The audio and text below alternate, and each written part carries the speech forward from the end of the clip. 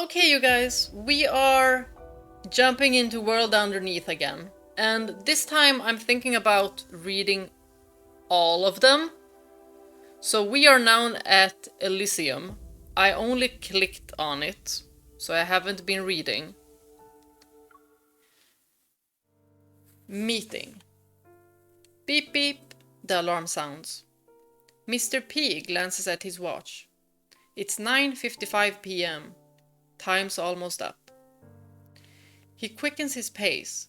He has a date he can't miss tonight. The sidewalks of Umerta Street are nearly empty in the darkness.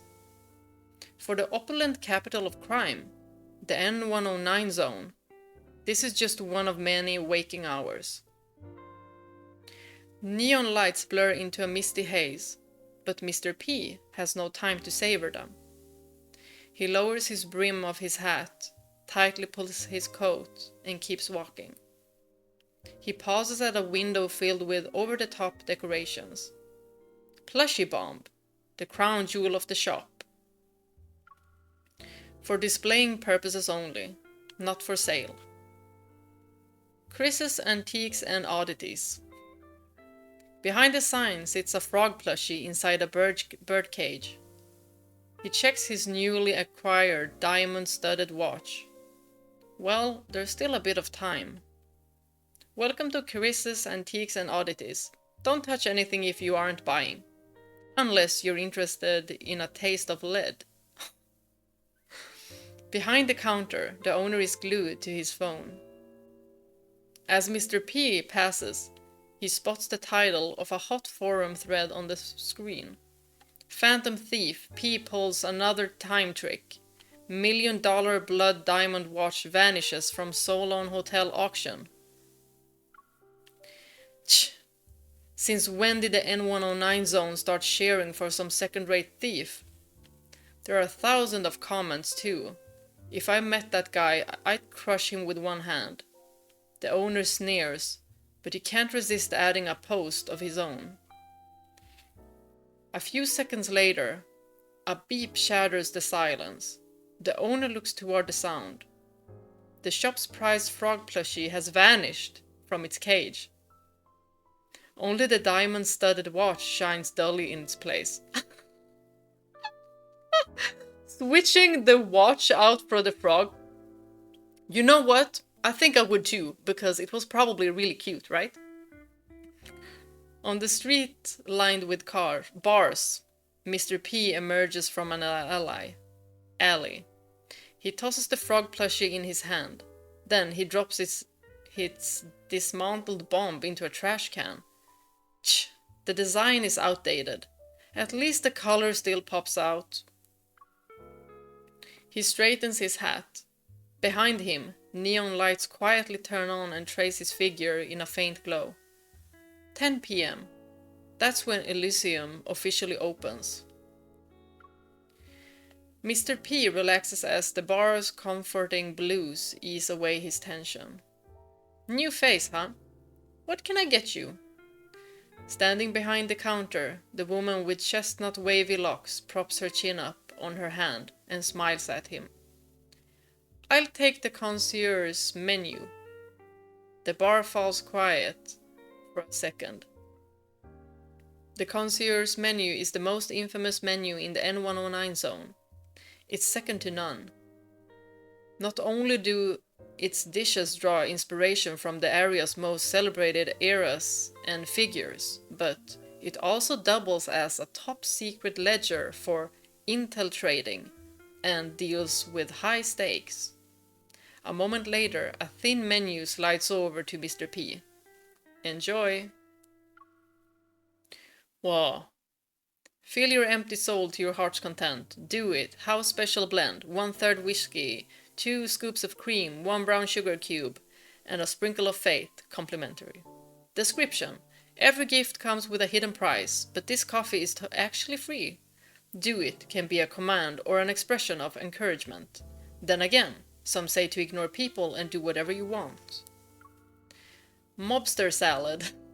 Mashed potatoes, eggs, fresh shrimp, chickpeas, and yogurt, all crushed together with desire. 5, 6, 7, 8. Description: they come here to survive. They drowned in their own greed. To those ruthless criminals we lost forever. Without them, the N109 zone wouldn't be what it is today, although they're no longer here to see it. Coward shell. Fresh oyster, lemon juice, ground pepper, and a dash of courage. 134. Description: without their sturdy shelter, the spineless remain spineless. That is why we built our foundation from the strongest materials. This dish honors those misfits who once graced our establishment. Without them, Elysium would never exist. Some exiles becomes worthless junk, and others transform into pearls. Is it the environment that determines their fate, or their own nature? The N109 Grand Platter. Venison from acorn-fed deer, white truffle cheese, white caviar, and a blue lobster tart with mango. Complimentary to the true VIPs. 3-5. Description: 4 distinct powers dominate the N109 zone. They are true players at the N109 zone's gambling table. A platter of 4 rare delicacies. They don't complement each other. They're just equally expensive. Choose wisely. If you're unsure, try them one at a time. 24K Exchange Artist. Chicken leg cooked with scallion oil, soy sauce, salt, golden coconut oil, sesame oil, shredded ginger, and scallions. Comes with a dash of humor. 1246.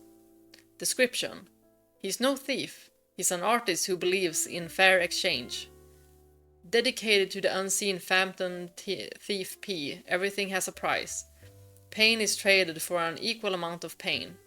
Joy is exchanged an equal amount of joy. But is your happiness truly equal to mine? This is a very interesting menu, you guys. The point of no return. Smoked pigeon, saffron, pickled onions, barley. Toasted truffle bread with au juice and 100% trust. 5, 7, and 8. Description: at Sharon, no deal goes unmade. The pigeon meat from the market's arena, a rare delicacy, available only this season. Pay the appropriate fee, and they will fulfill your every wish. Remember, once a deal is in place, there's no turning back. Strawberry Disaster Special. Strawberry ice cream, fresh strawberries, strawberry sauce, chocolate-covered strawberries, chili powder, made from the red Savina pepper, and a 4-leaf clover. I would pick this one! Description: if you survive 2036, the gang war that engulfed the N109 zone, this is the dessert you can't refuse. Rich ice cream wrapped in strawberry sauce, and spiced with chili to sting your tongue. Like that night, when the streets ran red, not all survivors were strong, and not all the strong survived. Wouldn't you agree, you lucky duck? Today's special: Sweet Evil Trap, Pepper Walnut Tart, Rosemary Gelato, Pomegranate Jelly, Red Wine Marshmallow, and 10.5 grams of soul. Soul? 0. Description: I'm waiting for you. Special services: 1. Assassination, 2. Arms deals, 3. Infiltration, 4. Intel collection, 5. Mediation, 6. Biological substances, 7. Protocore trading, 8. Proxy deals, 0. Today's special? Question mark? Special notice: menu items are subject to change. Wait a minute, I want to see what the strawberry one had. Strawberry was 7, so what did I get? Protocore trading, okay. That sounded the least violent, at least. Menu items are subject to change due to seasonal availability and local logistics. Thank you for understanding. Call me Aislinn. The curly-haired woman sets a cup of steaming coffee in front of Mr. P. This is our signature brew. On the house for those who choose the connoisseur's menu. It's been a while since anyone new asked for it, so I upgraded you to a large cup. Do it? Mr. P picks up the cup. Is this some kind of go-getter philosophy for life? Oh, Aislinn toys with a curl of her hair. So that's how some people interpret it. Just do as you're told. This was what Aislinn heard the most as a child. You worthless brat, do what I say. One more word and I'll kill you. By the time she was 12, Aislinn learned not to close her eyes when fists were flying. Keeping her eyes open let her read the direction of the blows, protect her face and gut, and choose where to fall to minimize injuries. She got lucky that time. He wore himself out quickly and sent her off to buy liquor. Before leaving, she glanced at the drunk who claimed to be her father. Of course, it was only true in the strictest biological sense. Then she limped away. Sometimes staying alive requires more than strength. It needs a bit of luck. Turning the corner, Aislinn saw a striking woman leaning against the bar entrance and looking at her phone.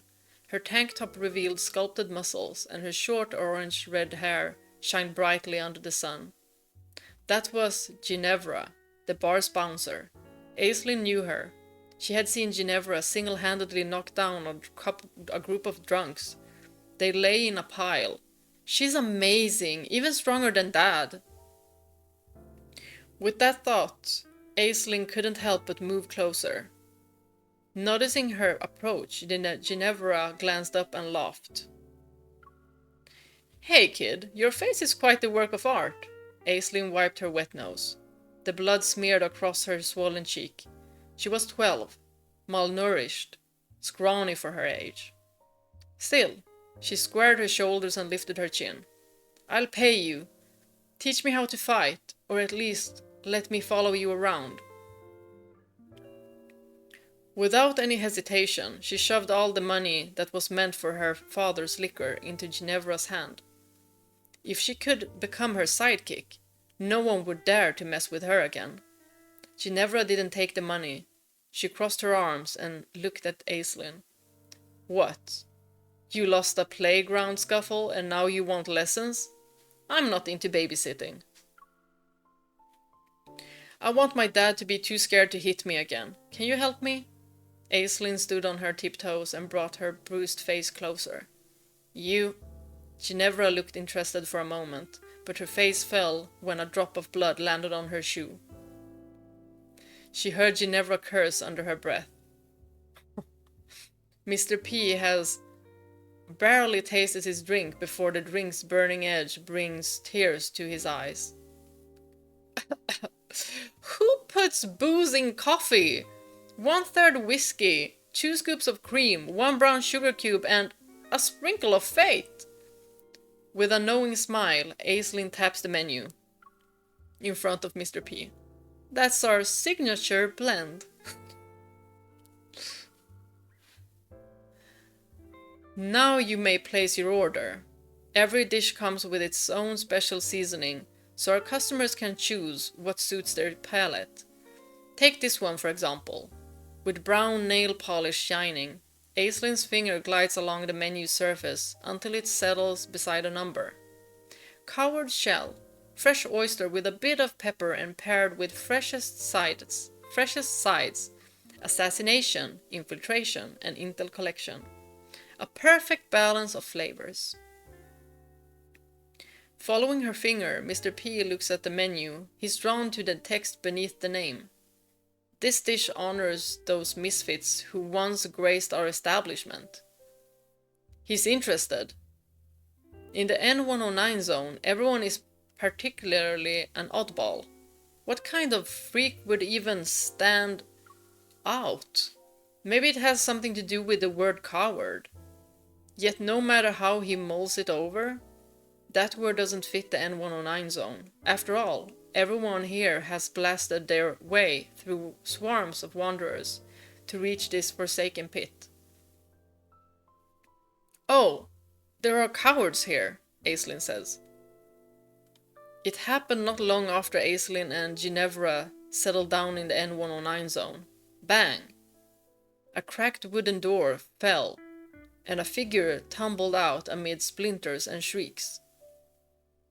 Just you wait, this isn't over. Oh, I'll wait, all right, Aislinn sneered. She leaned against the doorframe with a cocky stance she had picked up from Ginevra. Only after the man staggered away in fear did she turn to steady the bar's broken door. It was already the third batch of thugs this month who tried to extort protection fees since they opened Elysium. 2 years before, the Chrono Rift catastrophe struck. Abnormal protofield fluctuations reduced this prosperous tech hub into a lifeless husk. But no one had imagined that this perilous wasteland would become a haven for outlaws. Here, law and order meant nothing. Only strength ruled over the weak. Ginevra, why are we here? There isn't any sunlight, and the conditions are awful. After walking into the room, Aislinn grumbled and watched the orange-haired woman flex her whiz. Do I need to remind you that Ginevra looked up with a small smile? This was my plan. You tagged along of your own violation. But we're family. Of course I'll follow you. Aislinn declared this as if it were the most obvious thing in the world. 11 years has passed since Ginevra took her in. Ginevra, why don't we head to Linkon? We could open the bar there. No. Why not? We can make more money here. You're lying. You're not. Aislinn cut herself off and glared at Ginevra. You don't want money. You want to ditch me and have fun by yourself. You know me so well. Can you make my wish come true then? As if. You bought me to be your sidekick. I adopted you. Don't make me sound like a human trafficker, and that tiny sum you had wouldn't even buy a single decent bullet. Another feeble creak sounded at the bar's entrance, which cut their bickering short. Aislinn glanced up and recognized the scarred man. He gave her a curt nod and walked to Ginevra. They exchanged a glance and silently slipped into the kitchen in the back. Alone, Aislinn calmly picked up a broom and began sweeping the scattered debris. My light just died! Well, it doesn't matter. We still have another light. Let's continue. As she swept, she moved closer to the kitchen and overheard snippets of a conversation. It sounded like the scarred man wanted Ginevra's help in finding someone this time. Aislinn caught a few telling phrases. Missing evolver, test subject, base of operations. Ever since the bar opened, Aislinn had grown used to suspicious figures seeking out Ginevra. They looked rough, and trouble was written all over them. After every hush-hush talk, Ginevra would vanish for a while. Whenever Aislinn asked where she went, Ginevra would say she was restocking supplies. Yeah, sure. What kind of supplies would leave her battered and bruised every time? Still, Aislinn never confronted her. She understood Ginevra's reason for lying. When the murmured discussion behind the kitchen doors ended, Aislinn casually stepped away, with her head down. She continued to sweep. She expected the scarred man to leave quietly as usual, but this time the man who never said a word to her actually stopped to speak. It's getting rough out here. Watch your back. Startled, Aislinn looked up. The scarred man's face twisted into something that vaguely looked like a kind smile. Dexter, you need to get ready for the mission. Ginevra, who had emerged from the kitchen at some point and was now leaning against the bar. She had suddenly spoken. Our lookout vanished. They might not know we're onto them. Your cover may already have been... She trailed off, but Dexter tilted his head. He understood what she was implying. What are you worried about? What? Are you worried about me? If I don't come back, drop some flowers at my grave. Get lost. He laughed before speaking in a serious tone. Don't worry about me. In this line of work, hardly anyone meets a peaceful end. I accepted that. Besides, we promised the parents that we'd bring their child home. If not us, then who? We can't be cowards now. Ginevra smiled. Fine. Make it back alive, and I'll clear your tab. Aislinn didn't know what Dexter was about to face, but she knew one thing. Neither Ginevra nor Dexter were their real names, and more importantly, they were good people. Once Aislinn found a special task force ID hidden behind Ginevra's bedside drawer, so she knew they were the good guys. Your strawberry disaster special, sir! The snow-like ice cream is topped with fresh strawberries and shimmering sauce. It particularly begs to be tasted. As she sets down the dessert, Aislinn slips a Protocore auction invitation beside it, like a side dish. Fresh strawberries and Protocores pair surprisingly well, wouldn't you say? Mr. P ignores the invitation at first. He samples the dessert instead. The strawberry sauce melts with rich whipped cream to flood his taste buds. He closes his eyes and sighs contentedly. Exquisite, just as I hoped. Only then does his gaze shift to the invitation, as if he's recalling something. The 2036 disaster, if I'm not mistaken, it started because of a Protocore map. Is that where you got your inspiration? A third of the N109 zone's population had vanished in the chaos. Mr. P remembers it well. Aislinn confirms his suspicion. Unfortunately, that Protocore map was lost at that time. Seeing the faint remorse in her eyes, Mr. P offers a knowing smile. Lost? Perhaps it was stolen. You aren't suggesting Phantom Thief P did it, are you? Who knows? It's all just speculations. He chuckles softly before playfully shrugging. Maybe the map was just an excuse to shake things up from the start. Seeing his genuine smile, Aislinn lowers her gaze to mask her curiosity. Perhaps. She idly brushes back a strand of her chestnut-colored hair. As it slips off her shoulder, Mr. P catches a glimpse of a silver windflower earring.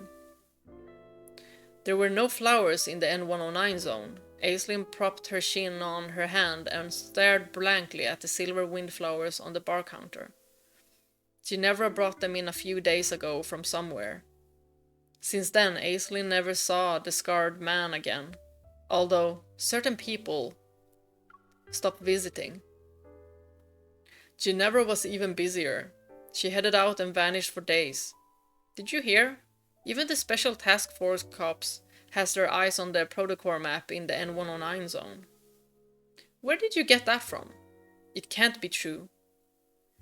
If they ever set foot here, they'd be ripped apart in seconds. Inside the bar, Aislinn quietly wiped glasses while two customers whispered. At some point, a rumor started circulating about a priceless Protocore that was hidden in the N109 zone.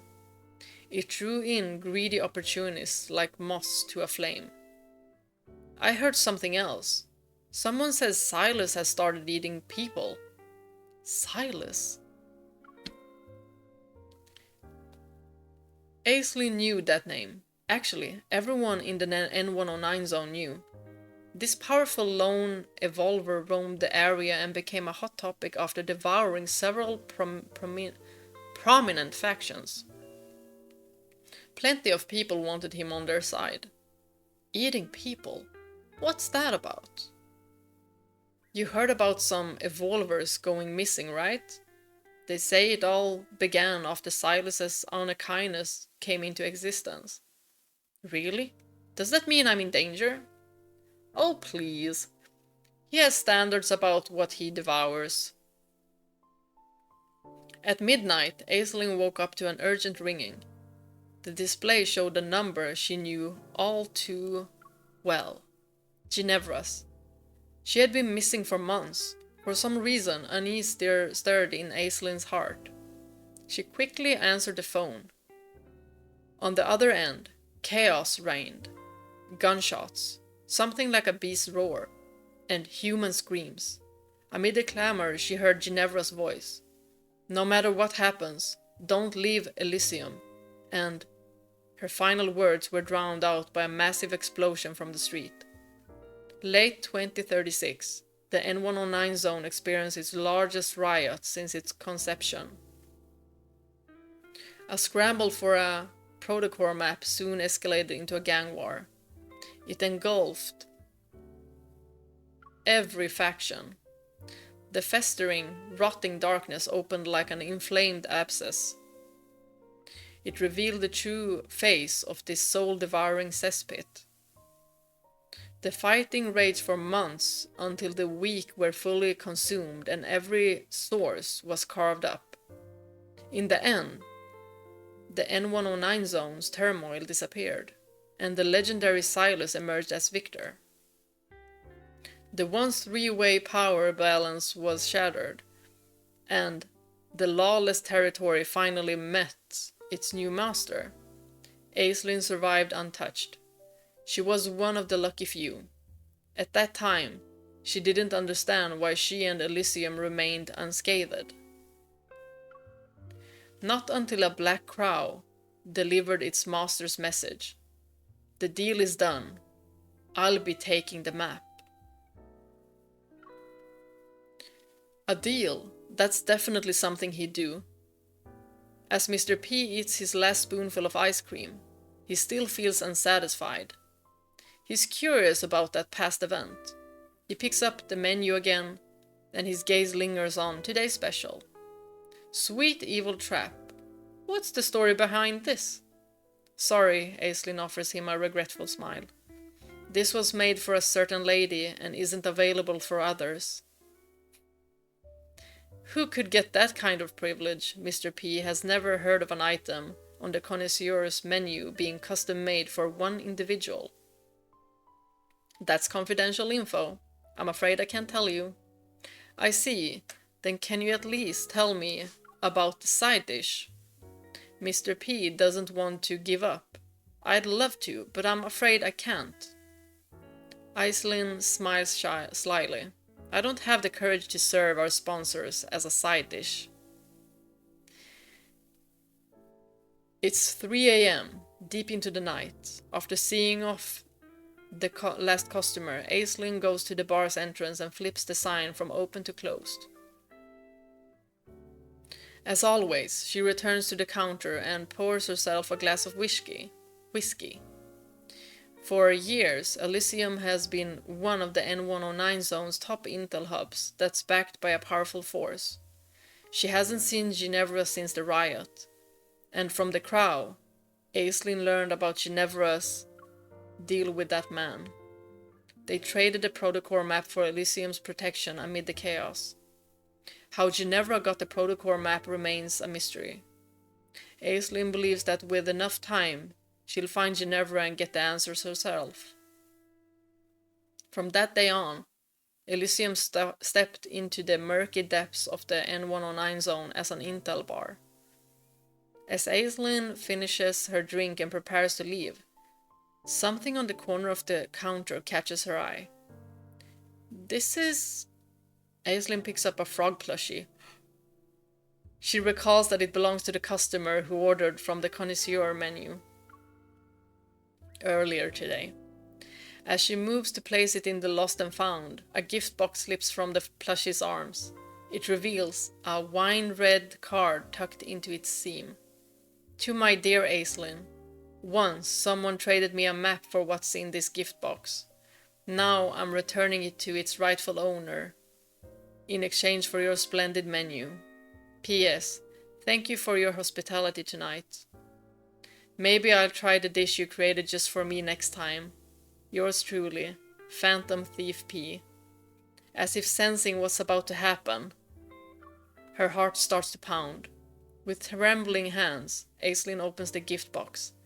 On soft velvet rests a stack of old bills, the very ones she once forced into Ginevra's hand. Besides them lies a yellowed slip of paper that reads, Aislinn's protection money. Aislinn touches her eye that stings from her tears. After all these years, this small piece of survival finally returned home. Water break. Let's continue. Sketches, Volume 13. Yvette, born December 2012 on Whirl Reef Island, now part of Skyhaven Guard Station, Archipelago. Senior engineer and best-selling author, admitted to the Department of Energy and Power Engineering at Whirl Reef Institute of Technology, now merged with Skyhaven University in 2030. That same year, she began creating educational science videos and content on online platforms. In 2033, she published the science fiction novel Cloud, which gained significant attention, establishing her as a representative sci-fi author before the Chronorift catastrophe. After graduation, she joined the Deepspace Aviation Administration as an engineer. In 2043, following her divorce, she resigned from her engineering position to pursue writing full-time. Her influential works include Cloud, Far Sky's End, and The First Question, which has been translated into multiple languages and published worldwide. She has received numerous awards, including the White Hole Literature Award, Skyhaven Fantasy Literature Award, and the Suspense Award. In 2048, she was awarded the Skyhaven Medal of Arts and Literature. She currently resides in Linkon City with her son, daughter, cat, and dog. Editor's note: Yvette has long been a creator I've wanted to meet. After running sketches for a year, my producer recently pointed out that our 12 episodes spanning the year have all featured academic experts from various fields. The show lacks mass appeal and entertainment value. It won't survive at this rate. The producer suggested interviewing some popular young entertainers who have both influence and talent as a year-end special. However, I've always insisted that sketches should be authentic. We spend at least a full day with our subjects, moving through multiple everyday settings for open conversations, aiming to reveal sides of them beyond public perception. Of course, I can't afford to book a young celebrity's entire day. Then I spotted Cloud on my bookshelf. It's one of my favorite novels, consistently ranking in the top 10 bestsellers across bookstores and websites since Skyhaven's establishment. Many consider it prophetic of the Skyhaven's project and its author. Yvette has gained immense popularity across all social classes and age groups. The producer agreed readily, perhaps seeing this as the biggest compromise I could make, a literary influencer, and that's how this episode came to be. At 1 in the afternoon, I arrive as planned at Yvette's studio in Hillside Gardens, Philly district of Linkon City, which also serves as her home. Just as she mentioned on the phone, the scent of plum blossoms signals that her house is near. Wait, I need to fix my light. It has to be facing the wall a little bit more. The moment our cameraman frames the small courtyard with its plum tree, the front door opens and out comes Yvette, greeting me with 2 garbage bags in hand, even waving at the camera, garbage bags and all. Juniper, it's an honor to meet you. I've watched all your shows. I'm a big fan. Let me just take out the trash first. Please come in. Oh, the camera crew too. You'll need to set up your equipment, right? I've cleared some space. The crew and I stand there momentarily stunned, somewhat hesitantly entering the courtyard. The cameraman even asks if he should edit out that last bit. We end up conducting the interview under Yvette's plum tree, brewing tea in the early spring air amid the fragrance of plum blossoms. The atmosphere is wonderfully relaxed, quite different from our previous interviews with academic veterans. Sketches. When Skyhaven was completed, all former World Reef Island residents were granted immediate residential rights in Skyhaven and its guard stations. You're one of the few I know who gave up this right, especially considering you were working at the Deepspace Aviation Administration at the time. Yvette, it wasn't what I'd imagined. I grew up at World Reef Island. How much do you know about it? Sketches. I did my research. It's primarily a coral island. Its base eroded over time by coral-consuming microorganisms into a pivot-like pointed structure. Rich in magnetic ore, it began rotating under the planet's protofield, generating torque? I don't know. This rotation ground the surrounding lakes into a perfect circle, like an ice ring. That's also why it could float skyward when the deep space tunnel appearance altered the magnetic field and gravity vortex. Yvette, that's what the geography textbooks say. Haha, yes. When your childhood home is sold and renovated, it's still the same house in the same place. But would you still call it home? What the geography textbooks don't mention is World Reef Island's distinct seasons, pleasant climate, abundant rainfall, and rich biodiversity. They don't tell you about the spring buds on trees, the cool summer springs, the autumn leaves dancing with migratory birds, or the setting sun through winter reed marshes. Though the island's unique geological environment meant most residents were school faculty and researchers in geology and physics, you couldn't escape nature's subtle influence. Tell me, have you ever seen wildfire in Skyhaven? Even birds are a rare sight. Sketches. Well, Skyhaven is too high for most birds to reach. Yvette. In a few years, I might move somewhere like Windfall Tableland. I've lived by water all my life, but never experienced vast grasslands. Azure Peak and Aridum would be nice too. I've never lived in the mountains or desert. Sketches. Moving to a new place every few years? Yvette. Yes. The world is vast and life is short.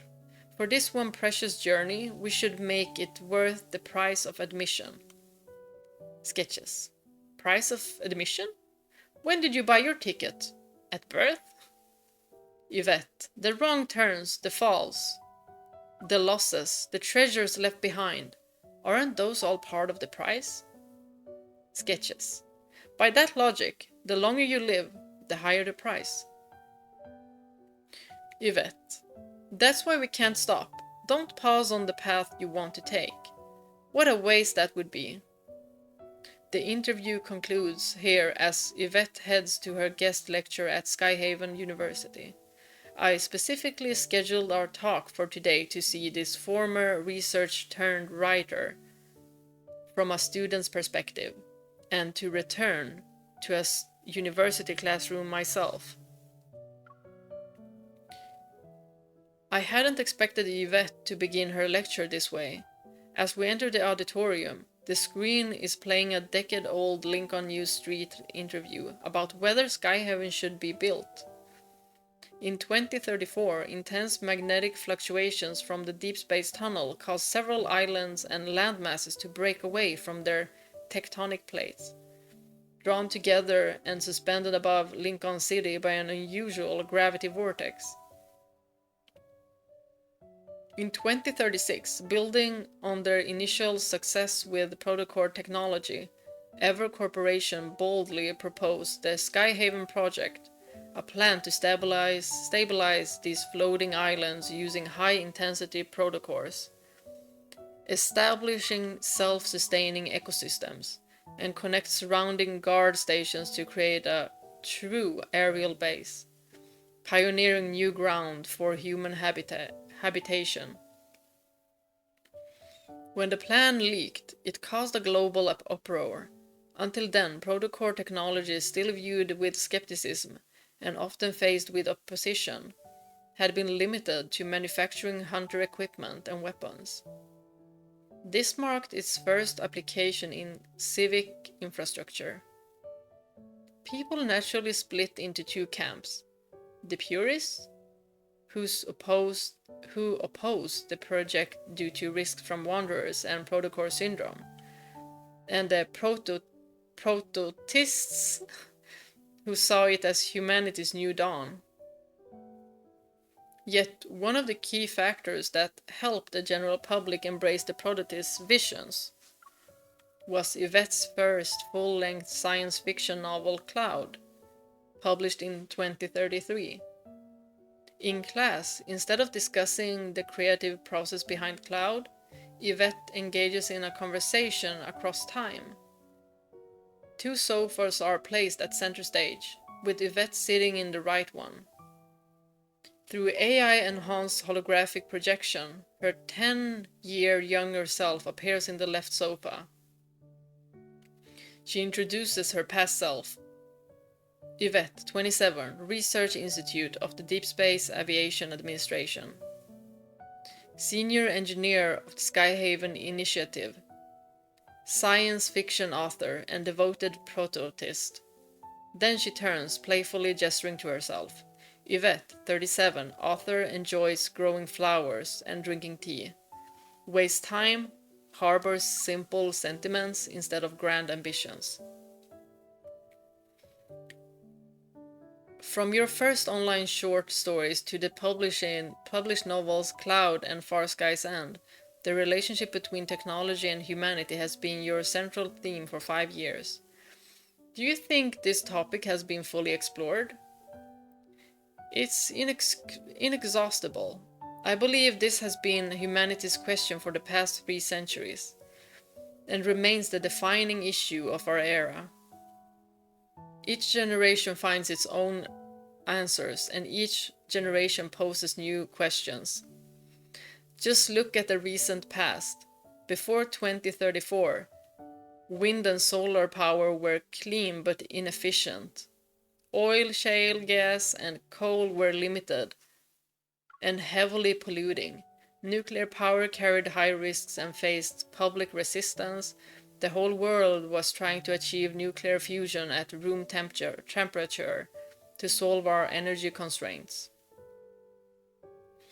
Now I hear even the last nuclear power plant is about to shut down. After all, we have protocores now, cosmic energy from deep space. Do you think our reception of this cosmic energy was coincidence or inevitability? Electronic voice, I'm sorry, I don't understand your question. The audience erupts in laughter. Let's try another question. What's your real reason for supporting Ever Corporation's protocore technology development? I believe our era needs protocores. Then, what about those suffering from protocore syndrome? They're no different from past radiation victims. It's like the relationship between technology and humanity that I've been exploring.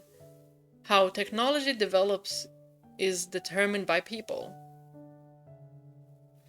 Do you think people can be trusted? Nuclear reactions weren't originally developed for power generation. Is she gonna malfunction again? Electronic voice. I'm sorry, I don't understand your question. Another wave of laughter ripples through the audience. Infinite energy. Breakthroughs in genetics. Interstellar migration. Becoming reality. What kind of world do you think that would create? When resources are depleted, civilization regresses. Earth is small, but space is limitless. Humanity can seek answers to all its questions in the depths of space. And the universe will respond. That's why I believe the future must be beautiful. Yvette smiles, not asking any more questions, and turns to face the students. After a moment of silence, applause breaks out. I don't join in. I'm not sure what they're celebrating. When the applause dies down, Yvette raises the microphone. Do you truly believe our world has become a better place? Those on Earth look up to Skyhaven. Those in Skyhaven gaze into the deep space, and those in deep space seek to glimpse what lies beyond. Everyone has their own central question. What's yours? Leaving Skyhaven University, I accompany Yvette to pick up her child, playing the role of an eager student to continue our classroom discussion. From what you said in class, it seems your future works will have a different central theme. Though I've changed a lot in 10 years, I'm still myself. I just used to always look up toward the sky, and now I've turned my gaze downward, facing the earth instead of the heavens.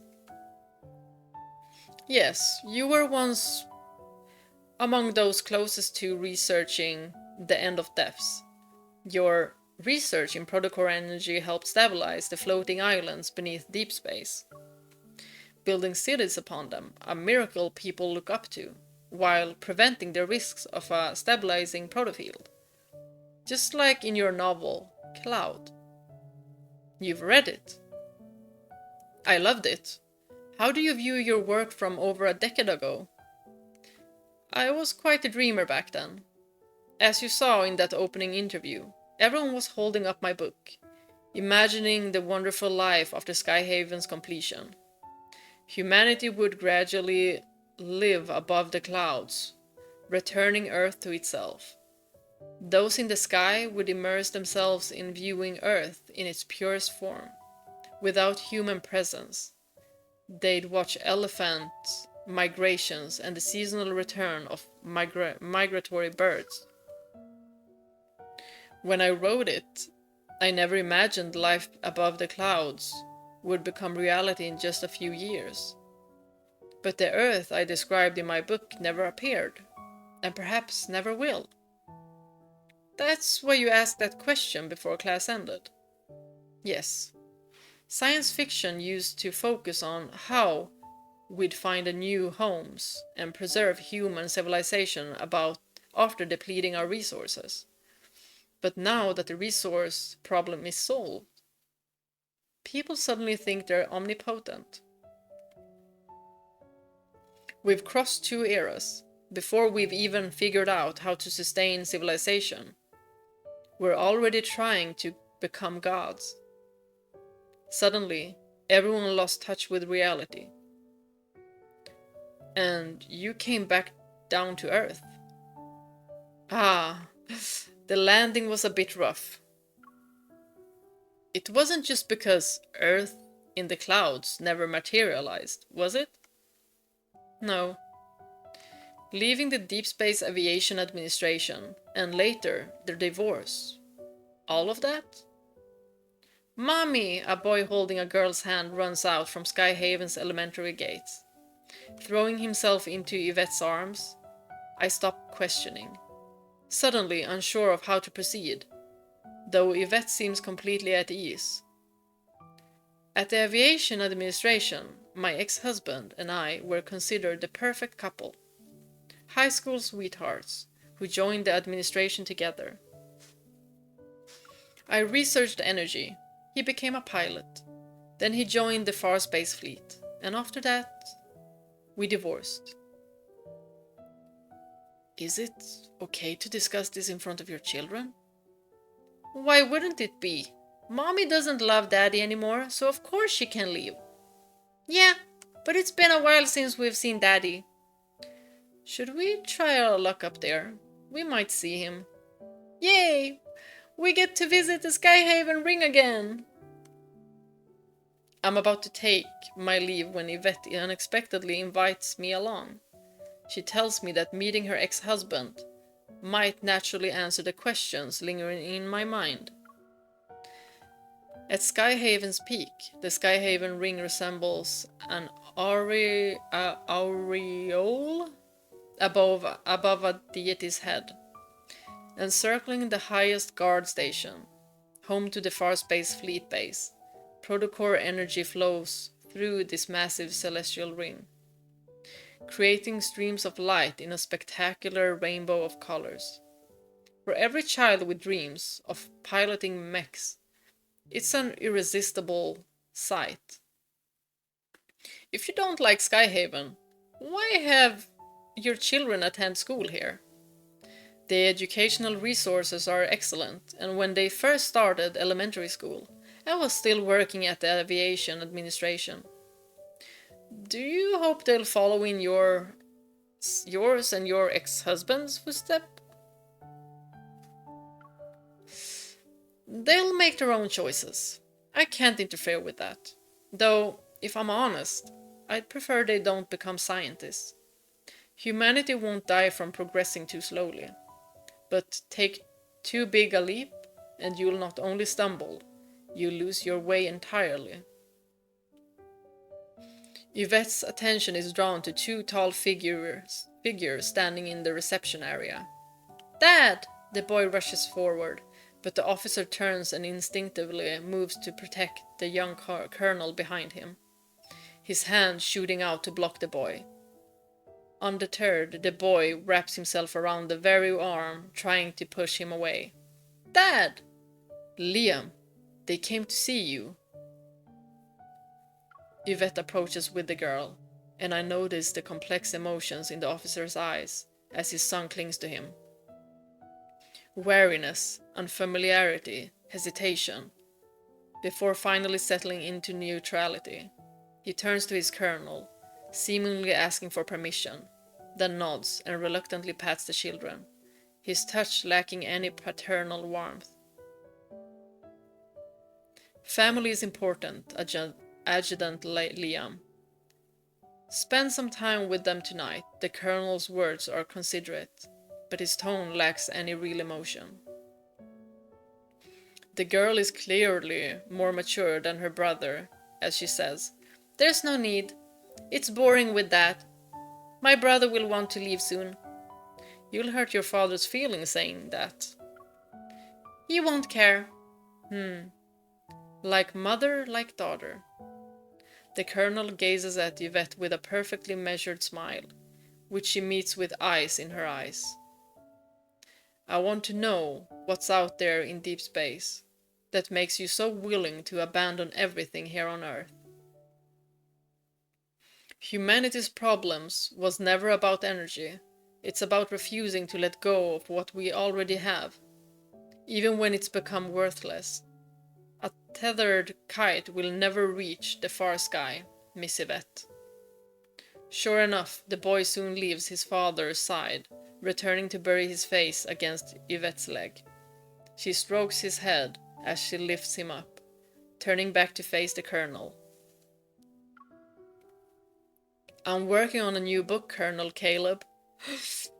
I was thinking that this might be Caleb. You might be interested. It's called Heartless. Oh, do not call my man Caleb heartless. The young man nods.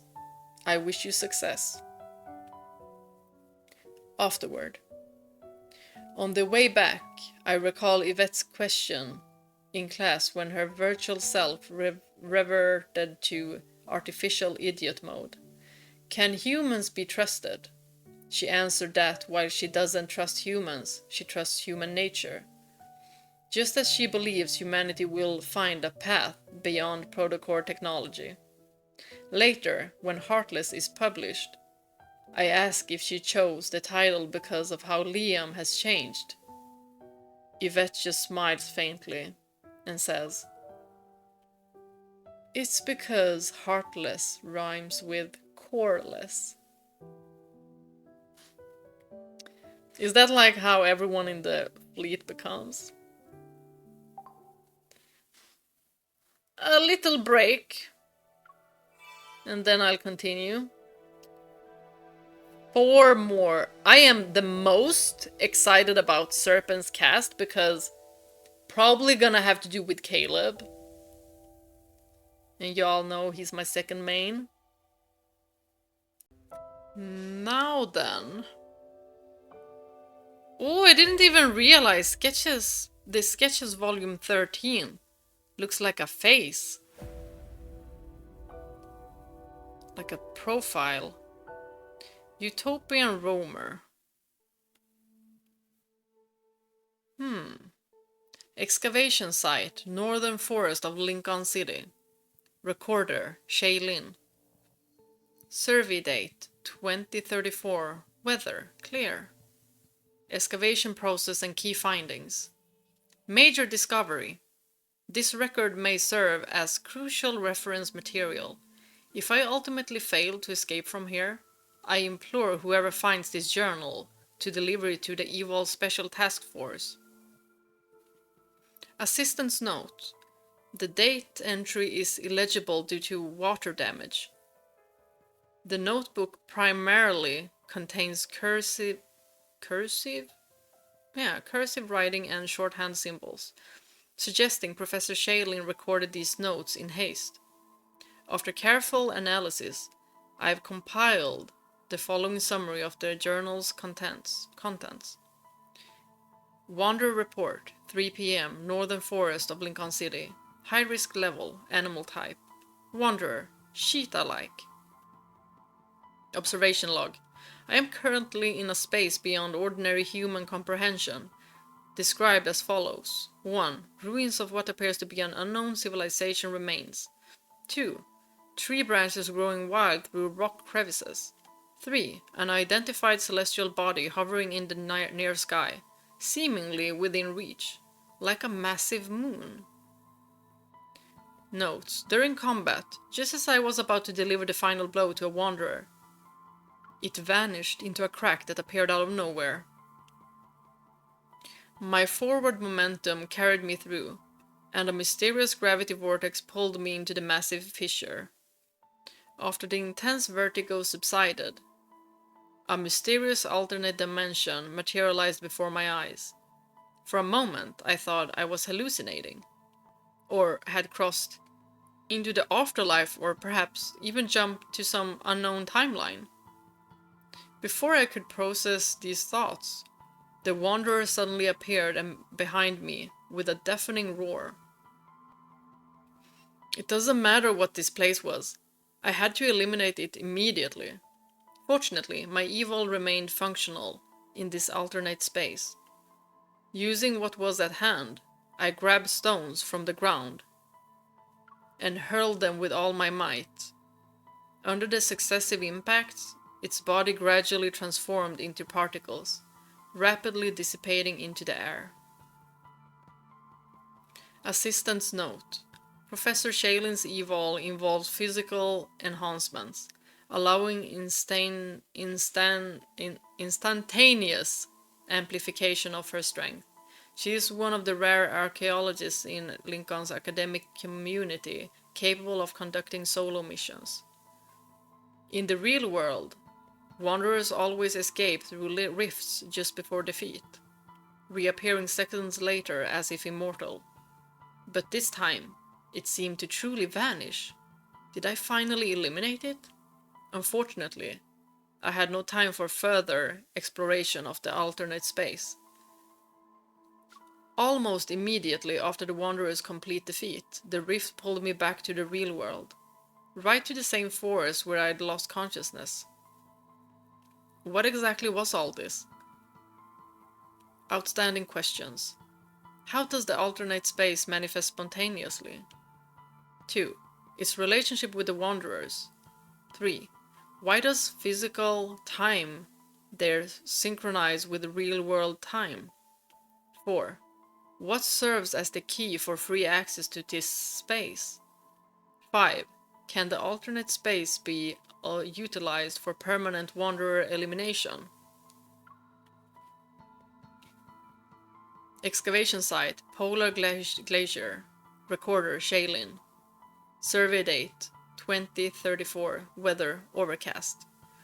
Excavation process and key findings. Wanderer report, 3 a.m. Ice valley between polar mountain ranges. Extreme risk level, humanoid type wanderer. Non-sentient? As anticipated, the alternate space appeared again. Mission objectives. The primary mission is to explore the geographical environment of the alternate space. To this end, I brought protofield monitors, hazardous life form detectors, and essential survival supplies to investigate human visibility in this space. Based on previous experiences, the alternate space will close after the Wanderer's complete dissipation, and the rift will return outsiders to the real world. This humanoid-type Wanderer appears in the mountain depths. The immediate priority is to avoid it and maximize exploration opportunities. Assistance note. I was about to say assassins. The handwriting in this entry is notably steady, suggesting Professor Shailin wrote this in relatively secure conditions. Breakthrough discovery. Everything in the alternate space exists as physical matter, not an illusion. I tested this by drinking from a mountain spring and sampling wild fruit from the trees. Remarkably, both proved consumable. The resulting sensation of satiation is undeniably real. Assistant's note. Water damage has destroyed parts of this page. Only portions of the notes remain legible. I've developed a new hypothesis. Field experience indicates that the physical dimensions of explored alternate spaces correlate with the different species and specifications of wanderers. This humanoid-type wanderer proves far more dangerous than the previous animal type, and its escape route led to an alternate space vastly larger than any I've studied before. This is some kind of interstellar thing. I believe there exists a positive correlation between the size of planetary protofield spaces and the Wanderer's power levels. To gather supporting data, I've used my equipment to record comprehensive measurements of the entire geographical environment. I carry this work journal everywhere, sometimes treating it more like a personal diary. Should any colleagues accidentally stumble upon my occasional ramblings, please exercise selective oversight.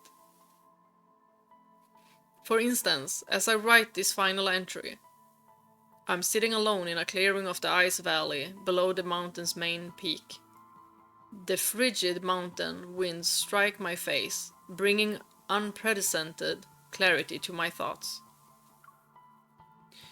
I can't help but contemplate some mystifying questions. If wanderers can escape into protofields, could it be that their victims aren't truly dead, but have escaped to some place we've yet to discover? Perhaps, one day, I'll find them.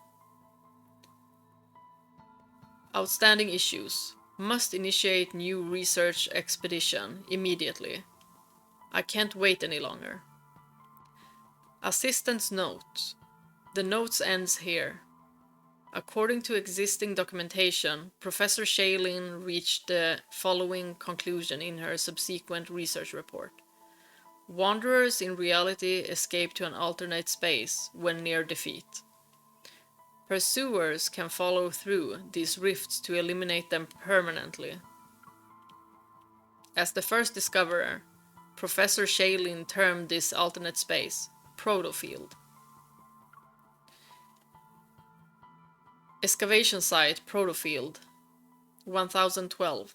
Recorder, Shaylin. Survey date. 20... Oh, it is blocked out. Cloudy. The date entry shows signs of modification. Upon examination, it appears to be the date of the chronorift catastrophe.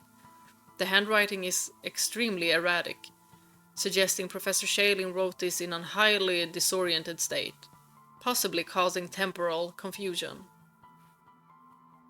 Excavation process and key findings.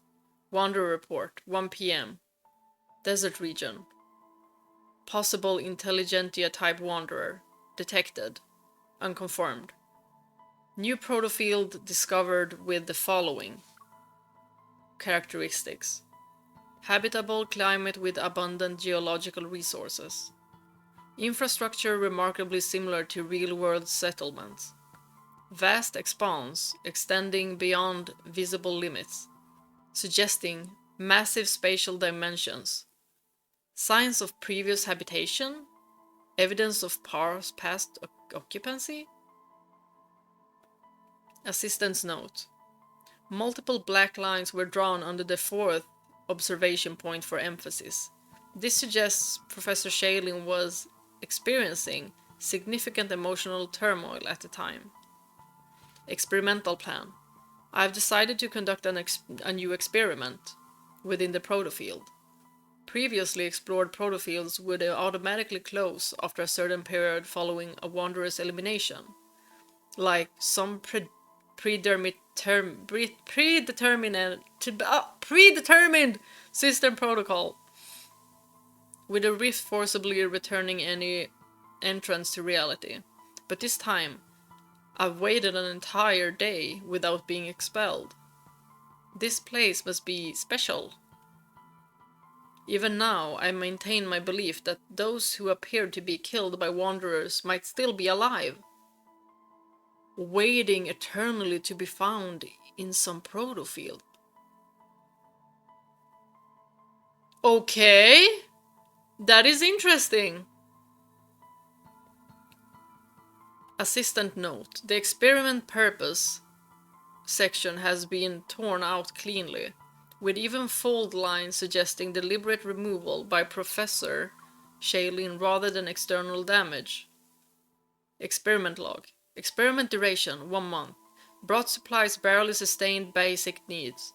During this period, I actually took up residence in Protofield 1012. More specifically, I established a campsite using a portable tent and began living there.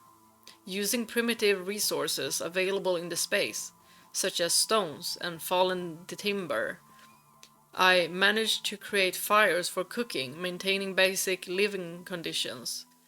The research equipment was extremely heavy, but thanks to my evolve, I could carry it for ongoing material analysis.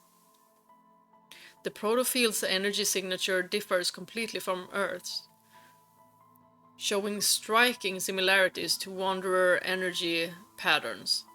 Instead, Cloud Wanderer interference. Could Wanderer interference be affecting my readings? Is this why I can't find them? I can't determine who left these signs of habitation. The experiment continues, but I'm running out of medication. The hallucinations have begun. Ooh. Assistant's note. The next 2 paragraphs are nearly indecipherable, with words intertwined like a mixture of drawings and code. Initial analysis suggests one line reads, "Science can resurrect the dead. However, this requires verification from handwriting experts." The writing becomes progressively clearer afterward, suggesting Professor Shaylin regained lucidity. I dreamed of Chadwick and Queenie again. They refused to visit my dreams for so long. Perhaps they're still angry I couldn't get home earlier that day. They were just as they always were. Chadwick cooking in the kitchen, Queenie doing her math homework in the living room. She should be learning multiplication and division now. It was supposed to be my turn to pick Queenie up from school that day, but work needed overtime, and I couldn't make it. That senseless catastrophe destroyed everyone's lives. Linkon City's transportation system had completely collapsed. I rushed back as fast as I could, but they were gone. The neighbors told me they vanished along with the Wanderer. I searched for so long, but never found them. But now there's hope. Outstanding issues. This attempt has failed as well, but I won't give up. Assistant's note. The following page has been torn out, suggesting additional unfinished content. However, according to information provided by the Institute, Professor Shaylin was ultimately returned to reality by the rift. Excavation site, Linkon City Streets. Recorder Shaylin. Survey date 2036. Weather clear. Excavation process and key findings. After a last research expedition, my condition deteriorated. For a long time, I lacked the strength to embark on new journeys. Years of intensive work had finally taken their toll, leaving me weaker than ever before. After discovering an irregular medication use, the Institute suggested I take a leave of absence. I accepted everything. Gradually, even the medication stopped helping me sleep, and my lucid moments grew rare. I spent most days in a fog. The Institute has given up on me, and so has my intellect. I have nothing left. Yet I still believe in what I believe. I'm just waiting for the right moment. Assistant's note. Professor Shaylin's tone shifts notably in the latter half of this entry. Perhaps she was hoping someone would discover this journal. I will faithfully document all of her explorations. When my consciousness grows hazy, I often treat this work journal as a diary, leaving behind scattered, incoherent sentences. Once upon waking, I found I had filled an entire title page with the same sentence. That night, I had apparently written the same question over and over. Has science abandoned me too? I thought this question would remain forever unanswered, yet the response came surprisingly soon. What I'm about to tell you might sound like drunken ramblings, but please believe me. I'm more lucid now than I've ever been. Last night, walking home alone, my strength failed me. Dizzy and disoriented, I had to rest on a street bench. My arm began to itch, and upon closer inspection, I found a wanderer the length of my index finger.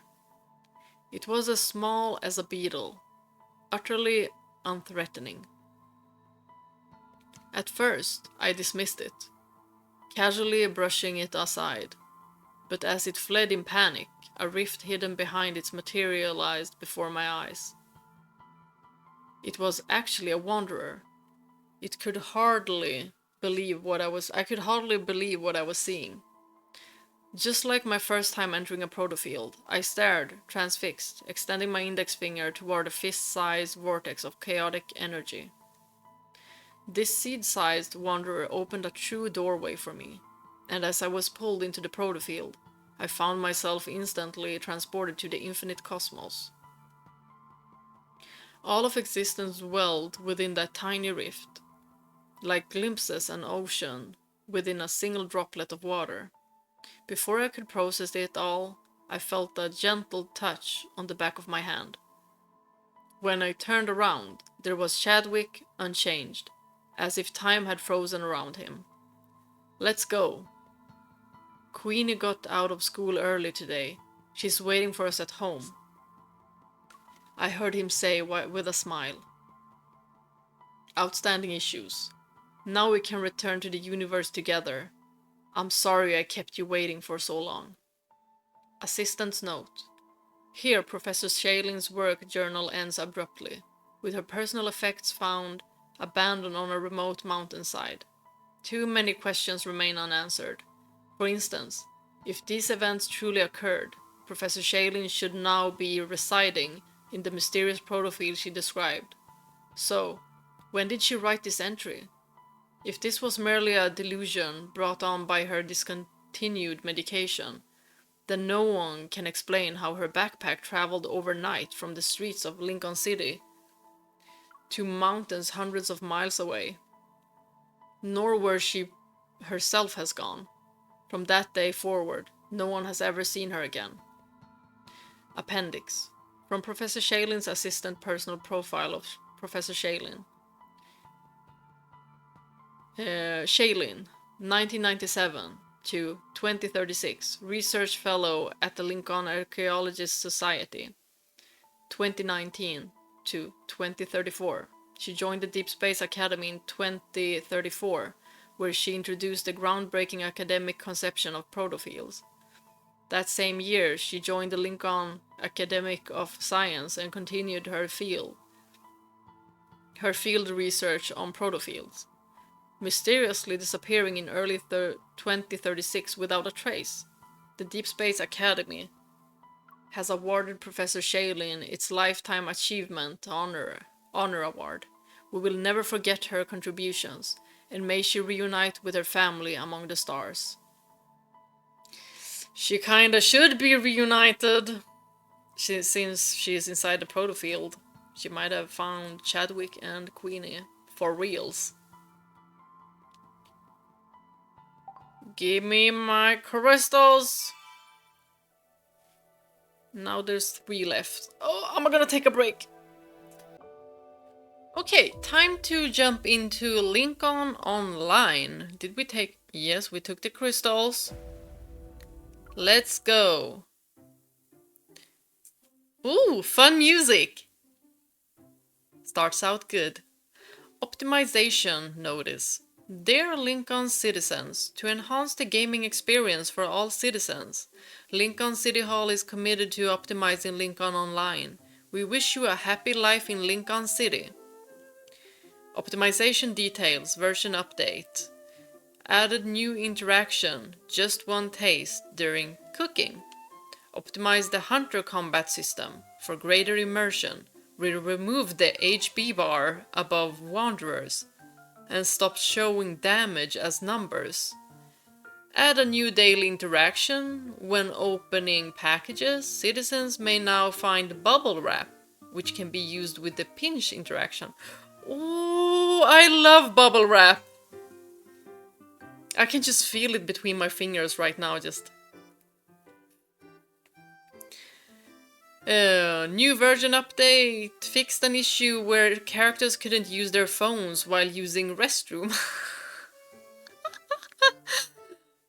Uh-oh. Men out there. Fix the elevator interaction logic.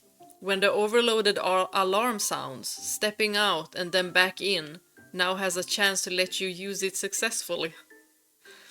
Optimize the stock market system. Citizens can no longer preview 15 days of price changes before buying. Investment carries risk. Proceed with caution. It's always risky. An earlier update, seems like. Fixed an issue where tongues wouldn't stick to poles in winter. Now using the lick metal pole action below -5 Celsius may cause your tongue to be stuck. Added a new personal hygiene system. Interaction. Wash bangs only.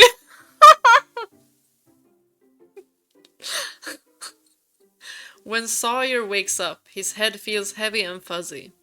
You're finally awake? What is that? Is it a mark or wrinkle on your forehead?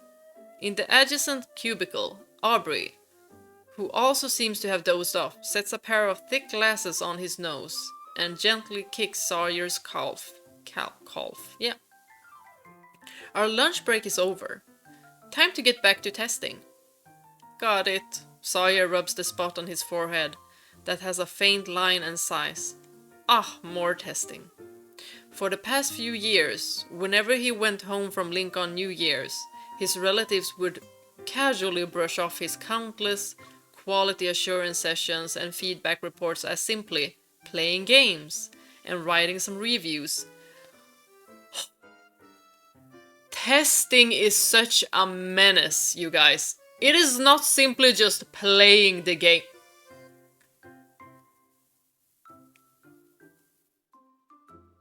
But you know, Infold, if you need a tester for Love and Deepspace.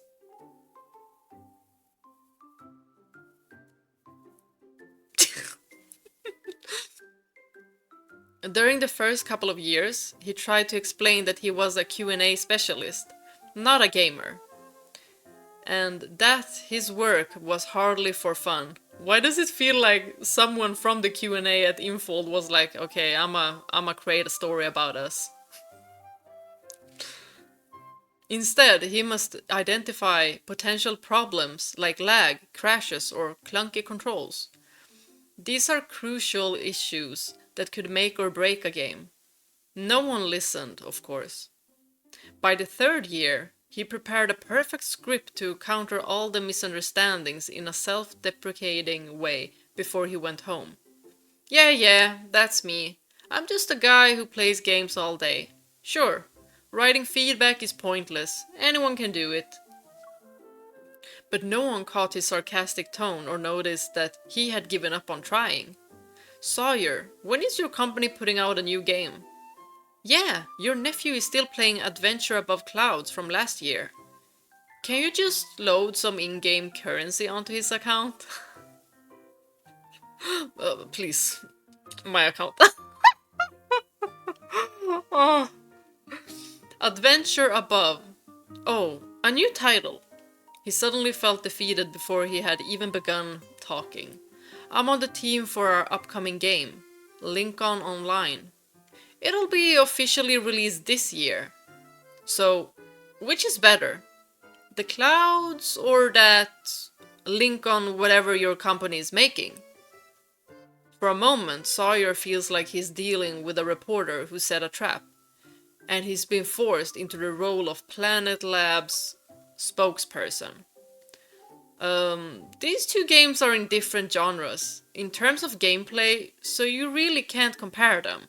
He scratches his head, then he can't help himself and adds, but since I'm involved in making Linkon Online, I feel more attached to it, so... What do you do? Fight monsters or something? How much do you have to pay to reach the level cap? Sawyer's jaw drops. Then he's quiet. He cradles his rice bowl and turns away to focus on eating. There's an NDA, one word and I'm fired. Ah, the NDAs. I know about those. Ugh, I never want to do a Q&A for a video game ever again. This complaint yanks Sawyer back to reality. He removes his hologram headset and agrees. Yeah, I'm sick of testing the hunter profession too. What's wrong with being a hunter? Taking down wanderers is cool and exciting. I'd love to do it. I mean, my girlfriend is a hunter. Once the second beta test starts, maybe I can invite her to see what needs tweaking. Sawyer is at a loss. I thought about it too, but the downside to a fully immersive holographic game is that it feels too real. There wasn't a heroic hunter jumping in to save me when a wanderer charged at me for the first time. I was scared and just fell on my knees, and then realized I was the hunter. You can't turn off the haptic feedback when playing as a hunter? Those hits hurt like hell!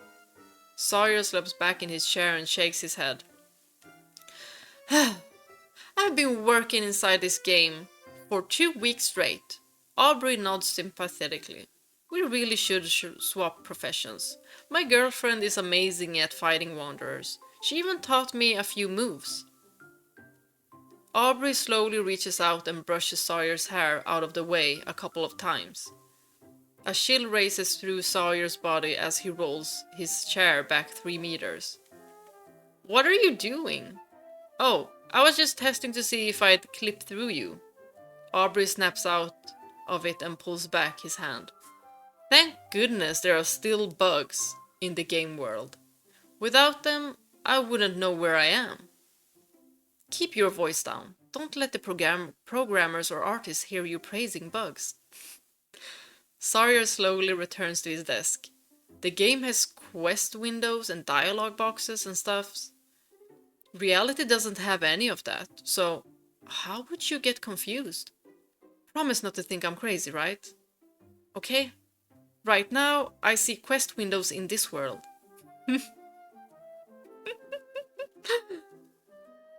Aubrey's expression is earnest and tinged with urgency.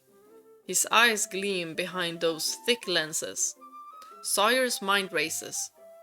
He can't decide whether to urge Aubrey to take a long break or to visit a therapist.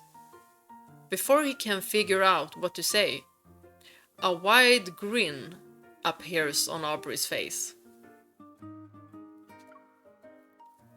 Man, you thought I was serious? Aubrey looks a little too excited and gives Sawyer's shoulder a strong slap. Then he lowers his voice. I'll prank our team leader with this later. Do you think she'll swap our tasks? In the upper left, a beam of particles carves out a floating panel, shimmering cyan patterns from a semi-transparent grid. Tiny glowing dots flicker and transform into text as each piece of information appears. New status. Interview successful. Congratulations! Sawyer has joined the Planet Lab game studio.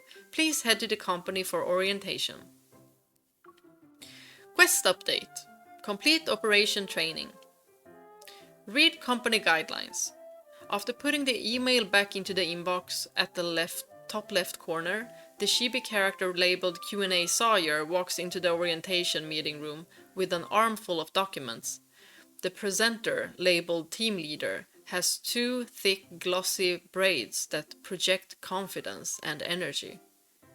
Please share your career aspirations. A dialogue box pops up above the team leader's head. This classic prompt is meant to fire up the passion of Planet Lab's new hires. As the microphone hovers near Sawyer's lips, he raises his right arm and clenches his fist. I want to create a game that will shake the universe. Text above his head is 1.5 times larger than the team leader's and trembles with excitement. I want to create a game that will shake the universe! As Sawyer guides his in-game character to say these words, he also hears an echo from the time he first joined Planet Lab. His own youthful, slightly unsure voice overlaps with the game's system voice. Distorted by electronic filters, it resounds in his mind. Ever since then, Sawyer began his journey of working inside the game. After swapping duties with Aubrey and jumping into cross-role testing, he soon submits his first round of feedback reports. For him, testing as a Q&A specialist is easier than testing other roles. Inside the game, all he has to do is get up like he normally does. Take the 30-minute subway ride, grab a life-saving iced Americano downstairs, clock in and sit down at his workstation for the day. During this process, the only things that break his immersion are the bugs or areas that need improvement. After all, in a fully immersive holographic game, the ultimate goal is making players forget they're in a game. Once he submits a few feedback reports, he notices the virtual world grows more convincing. When he hides the quest panel in the corner, everything feels so familiar that it's almost unsettling. Q&A Sawyer joins the Linkon Online development team, and the colleague in the next cubicle is still Q&A Aubrey. Even the office layout and the old computer he once used remain unchanged. So this is what Aubrey meant by exactly the same as real life. By the time he submits his new round of feedback reports, it's already morning, early morning to be exact. The office hums only with the central air conditioning and the sporadic typing of a few colleagues doing overtime. Sawyer nudges Aubrey, who's still wearing sensors and engrossed in fighting wanderers. It's almost 3 in the morning. Quit hunting and go home. Aubrey hesitates for a moment. The hologram gear is still on his head. He's clearly not happy about being disturbed. What's there to worry about? I'm a hunter now. You're the one who should be careful. I heard there are lots of wanderers lurking in the shadows tonight. You're not really a hunter though, Sawyer teases. But my girlfriend is. She said she'll pick me up so I'm safe. Around the corner downstairs, a streetlight bathes the area in warm glow. A sweetness drifts on the breeze. In the distance, a hunched figure slightly straightens their posture and hesitates. Moments later, the sizzle of heated peanut oil crackles through the air. White steam rises gently under the warm light. When Sawyer approaches, the vendor is scraping the grilled cold noodles up with a small metal spatula and packing them into a yellow paper bowl. Working late again, dear?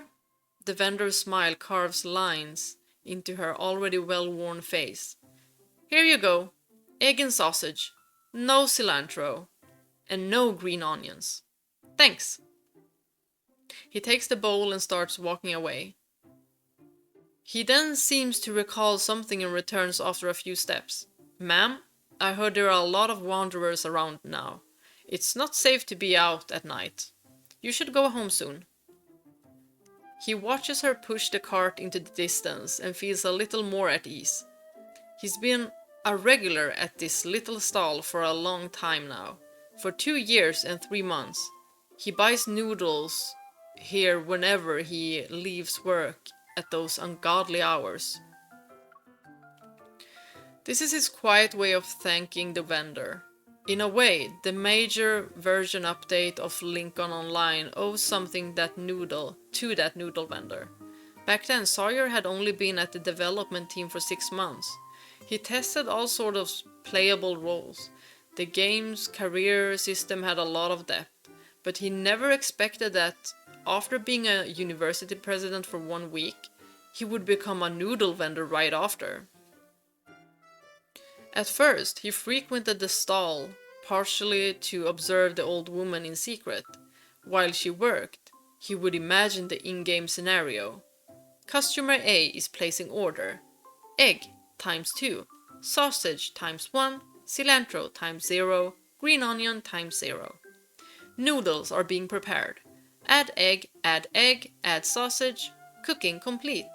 Transaction complete. Money +8. The whole process was perfect. Just when he was feeling smug, the vendor lifted a paper bag in front of him.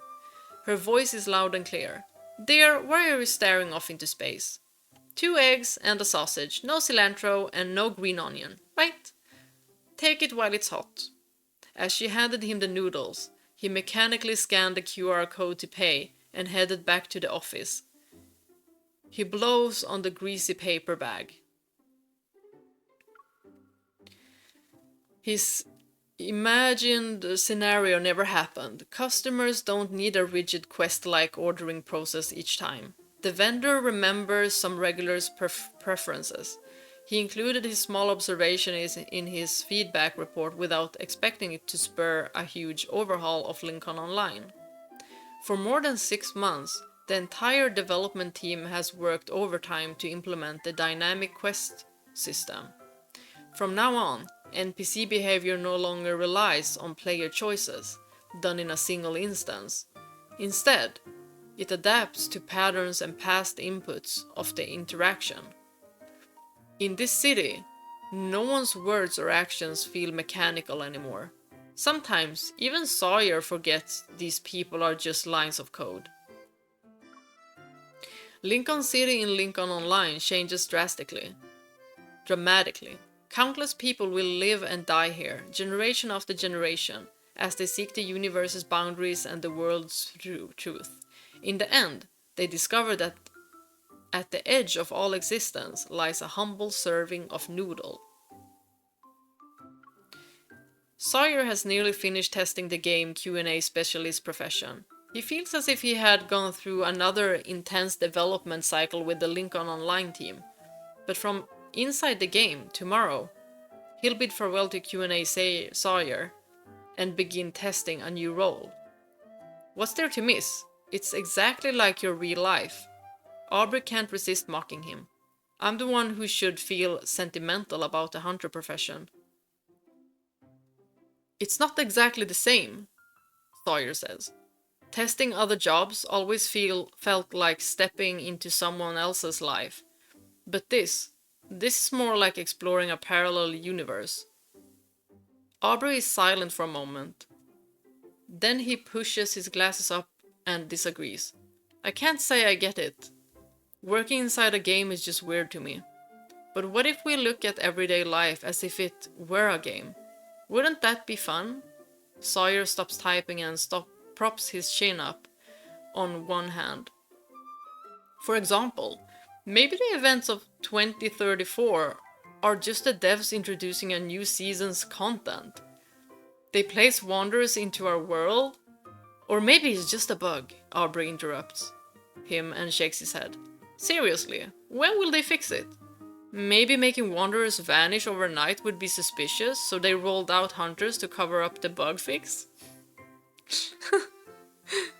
Wouldn't that keep us characters from getting suspicious? Hey, my girlfriend is not part of some cover story. But if this world really is a game, Sawyer ignores the protest. Think about it. Waking up is logging in and sleeping is logging out.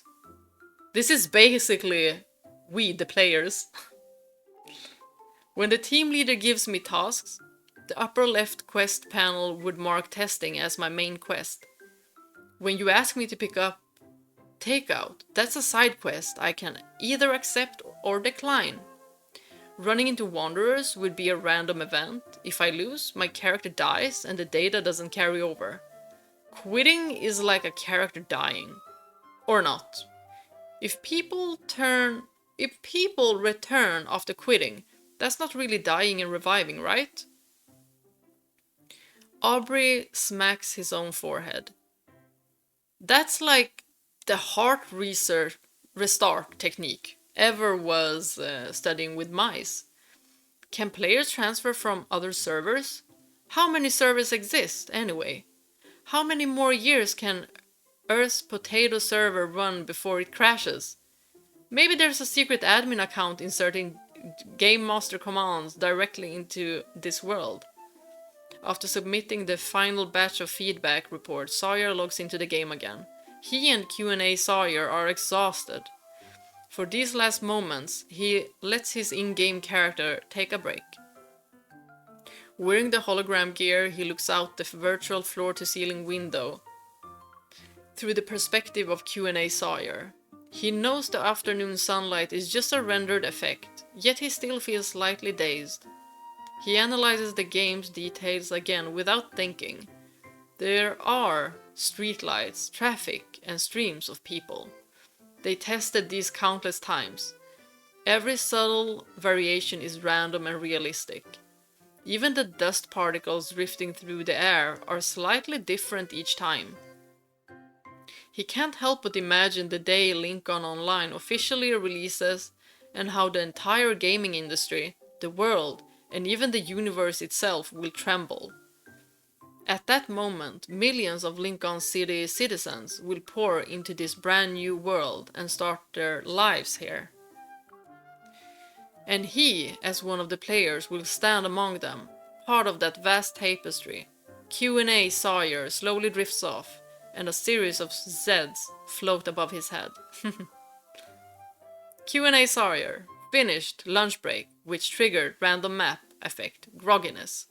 Q&A Aubrey, you're finally awake? What is that? Is it a mark or wrinkle on your forehead? Q&A Aubrey, our lunch break is over. Time to get back to testing. Sawyer, got it. And then back to Aubrey. Ugh, I never want to do Q&A for a video game ever again. Sawyer, yeah, I'm sick of testing the hunter profession too.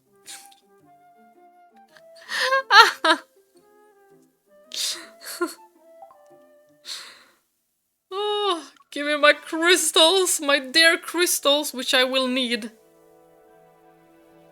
Depths of Chaos. Ooh, what can this one be about? Hopefully, this has to do with some of our 5 love interest. If not, I already missed them, okay? Commission objective. Identify the corporate spy at Cogitatio? Potato? Technologies. Commission details. Cogitatio Technologies, one of Ever's main chip suppliers, has important protocore technologies. Recent security scans detected unusual browsing activity within the company's internal network. It has been present for 4 months now, but the perpetrator's identity remains untraceable. Oh, listen to this music!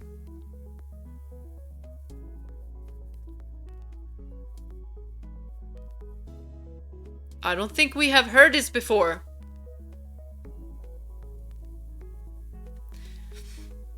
Focus. There are serious concerns about corporate espionage. Your mission is to identify the infiltrator. Carry out permanent neutralization if needed. Avoid causing unnecessary panic within the company. Additional Abyssal Chaos credits are available. For uncovering secrets the target may have leaked or hidden. Rewards will be doubled if your identity or if you identify any accomplices within their intelligence network. Client Cogitatio Technology Security Center. Accessing operative database. Potential operatives. 1. Anti-fraud specialist criminal. Investigation department Caspian. 2. IT expert Reggie. 3. Professional intelligence agent. Codename Apate. Apate? Analyzing commission data. Optimal operative Apate. Perfect. No one knows you better than yourself. Assigning commission. Commission assigned. Operative has accepted. Initiating deduction. With support from Cogitatio. I don't even know how to say this, and it's gonna be repeated. Cogitatio. Corgi Technologies. I'm gonna say that. Corgi Technologies. Apate. Access the internal and even Apate. That also I don't know how to pronounce. Well, accesses the internal network perimeter. You know, I could just Google this up and get it to tell me how to say this, but I'm too lazy. I'm too lazy right now. The browsing records reveal complex authentication codes. They're used exclusively by a private club for identifying verification. The club's high standards for membership and regularly updated data suggest that the infiltrator or their organization has substantial financial resources. Simulation Path A. Verify employee income via the finance department. Simulation Path B. Apply for a janitorial position. Simulation Path C. Apply for a security guard position. Apate executes Simulation Path C. After observing things for a month, Apate identified 12 employees whose lifestyles didn't match their reported assets. This suggests hidden sources of income. To confirm the information, Apate explored the following options. Simulation Path A. Conduct 24 hours technical surveillance. Path B. Investigate back-end data of affiliated companies. Path C. Check frequently accessed fields in security protocols. Apate executes Simulation Path B. Through the back-end data investigation, Apate provided... I want to say Apache. Apate provided the client with a list of 12 people involved in bribery. The list has now been narrowed down to 4 suspects. Janitor A, employed since the company was founded. Quality Controls Specialist B, employed 6 months ago. Previously fired by a competitor. 3. Administrative Officer C. Employed 4 months ago. How? Wait, I'ma just see how long this is. Because honestly, I'm getting a bit bored. Wait. Did I see Zane? No. We're just gonna go through this like this. Give the teacher a look that says shut up. Path A. Roll up sleeves and reveal an Azure Dragon tattoo. Do nothing. This is an RPG. Hayden chooses simulation path C.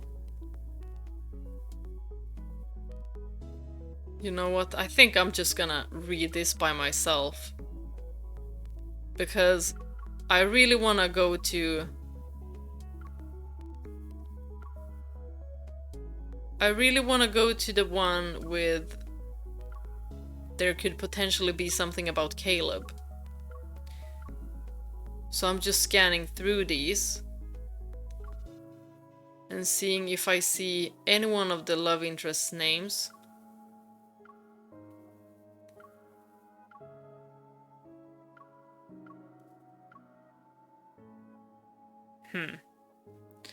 Okay. I will get back to this one. But I probably won't be reading it out loud. I'ma go grab some water and then continue with Serpent's cast. Okay, time for Serpent's cast.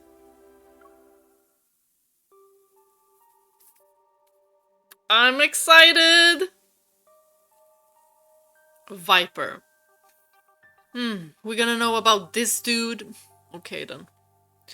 2048, nighttime. In the suburbs, a blanket of snow silently covers the rusted facilities of an abandoned circus. Of course he's from the circus! Of course! Once a popular attraction, this place was forced to shut down several years ago after a wanderer-related incident. Few remember it even exists nowadays, or so it seems. In the circus' southwest corner and beyond a faded clown statue gaping mouth, a sinister performance unfolds. On a red and white checkerboard stage, massive prison cells adorned with golden ribbons stand at irregular intervals. These cages, once meant for wild beasts, now hold something far more precious. Small, huddled figures. This is a stronghold of the city's largest human trafficking organization, Viridilus. Their iron grip on the market stems from their tight security, overwhelming influence, and very important stock of rare young evolvers. Is this where they found Viper? Is this where he's from? I might get some sympathy for him. But tonight, this supposedly impenetrable fortress of depravity is crumbling, all thanks to a single person. Now then, who wants to start our little game? Oh my god, this is him!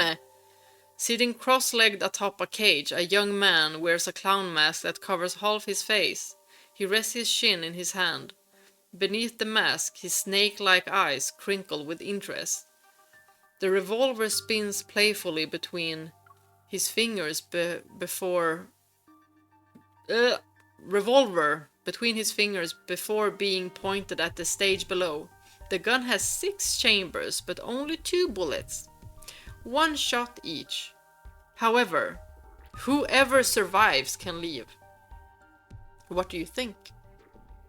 In the VIP section, the crimson seats are stained with their occupants' blood, which makes the red more vibrant. These so-called elite guests, who came to hunt for human prey, left live stage before they could even wipe the greed from their faces. Now only two remain in the hall, the auction manager and their true boss. Their faces are white as a sheet of paper, and they're trembling uncontrollably. Please, please don't kill! Bang! The man's voice is cut off. Neither bowing his head, that was once held high with pride, nor begging for mercy, had earned him the chance to live. You don't need to be so loud, the young man cleans his ear with his pinky finger. I just got this new flexible earpiece. If I had known you'd be so noisy, I would have asked Father to add noise-cancelling features.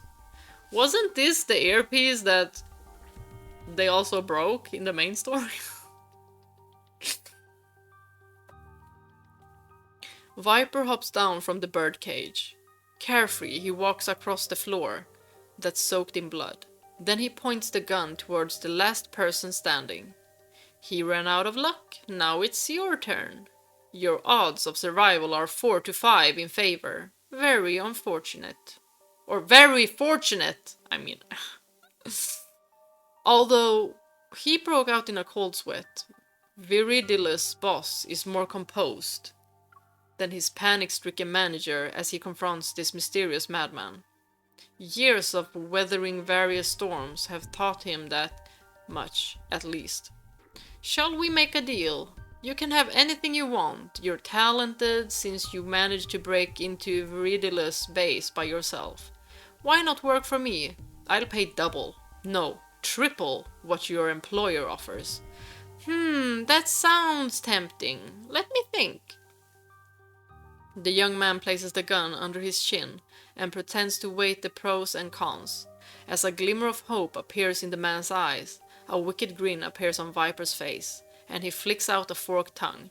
Hehe, just kidding. Bang! Ah! Terror strips away the man's last shred of dignity as he screams. But the expected pain never comes. His eyes widen. Streamers from the gun barrel rain down and land on his body. Surprise! Ha ha ha ha ha! His reaction seems to have thoroughly amused Viper. Viper leans against the cage and doubles over. Good, good. You let me get a kick out of that. So I'll let you go. Just this once. Though, now get out. He waves his hand dismissively at the man, ignoring the chaos around him. Viridilus' leader scrambles toward the exit. His eyes flash with barely contained malice. Once he's out, that lunatic is dead. He'll make sure the psychopath dies without a trace, no matter the cost. But just as his foot is about to cross the circus threshold, a playing card pierces the back of his skull. You couldn't even say goodbye? How rude! Viper drops the remaining cards to the floor and turns away. Disinterested, he walks toward his real target for tonight. He stops near a cage that's standing in the corner of the stage. He leans down to peer through the bars. There's a little girl with tears running down her cheeks. As for you, kid, with a wave of his hand, a magician's suitcase appears inside the cage. I'll be taking you to go. Ooh, Touring Cybernetics Institute. Maybe we'll know more about the touring ship. On a suburban street somewhere in Skyhaven, a dark green sports car roars in a black vehicle parked by the roadside. It forcefully claims its spot and situates itself within the white parking lines. Hehe, finding a parking space isn't easy. Leather suitcase in hand, Viper steps out of the smoking vehicle. This luxury sports car, which Viridilus' leader had traded 3 rare Creatura-class evolvers to obtain, lasted less than 3 hours in his possession before being destroyed. But he couldn't care less. He has more important matters to attend to. Viper looks at the towering research institute. A hint of anticipation appears on his face. Deep within the laboratory of the Touring Cybernetics Institute Several researchers are gathered around an experimental chamber. They're concentrated on taking notes. Before them stands a massive white room with 6 mechanical arms suspended from the ceiling. It operates inside a unit. Right arm bionic nerve interface complete. Compatibility readings are good. I can't believe he actually survived this, a researcher remarks, their gaze fixed on the digital display. The hydraulics in the mechanical arms emit a soft hum. Is it Caleb? 3 holographic screens hover around the operating table. They render neural maps of the subject's brain activity in real time. The Turing Cybernetics Institute, one of Everest's research divisions that specializes in human body augmentation research and human-machine interactions, possesses the world's most advanced bionic technology. Its director, Dr. L, stands as the leading authority in the field. The white-haired elderly man stands before the white experimental chamber. His brow is furrowed as he looks down at the young man confined within the cryogenic unit.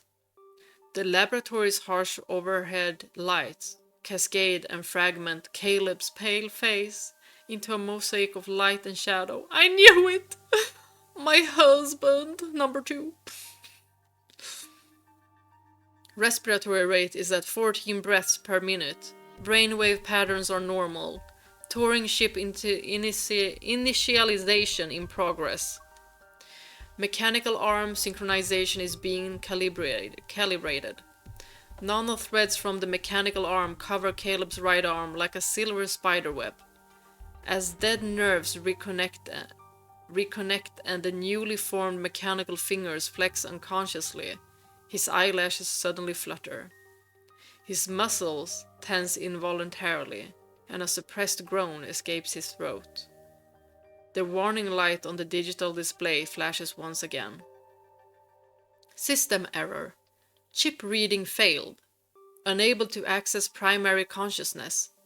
Chip reinitializing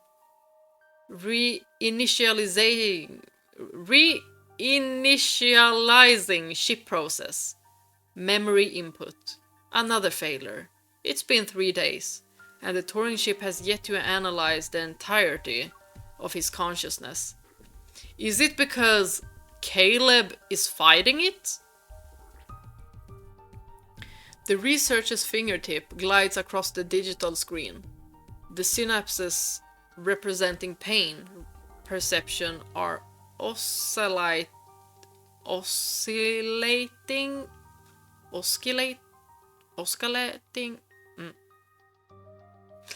at a high frequency. Even in a comatose state, the body continues to actively resist the chip's influence. This should be impossible for someone in a coma. I've never seen anyone with mental defenses of this caliber. You could even say that the fighter pilots at the Deepspace Aviation Administration might not have this level of psychological resilience. Just who is he? Caleb, I knew you were extraordinary. But I think it is the will to live because of MC that is making him so psychologically resilient. This is Caleb, you are impressive. Professor Lucius' gaze returns to the experimental chamber. 3 days ago, there was an explosion in the Bloomshore district. He retrieved Caleb from the rubble before the laboratory's personnel could arrive. Caleb is test subject number 2, whom former unicorn researcher Josephine hid away. Oh, so Josephine hid him. When he was brought to the Turing Cybernetics Institute, he was already on death's door. It's strange. According to Professor Lucius' analysis on the explosion, Caleb shouldn't have been this severely injured. It seems he used his evil to contain the blast radius, which caused him to bear the brunt of the damage. Professor Lucius recalls the state Caleb was in when he arrived. Fragments of a broken communication device were still lodged in his collar, which had been stained in blood. Wait a minute, it seems he used his evil to contain the blast radius. Because he knew MC was outside. So he contained it in a specific radius so it wouldn't hurt her.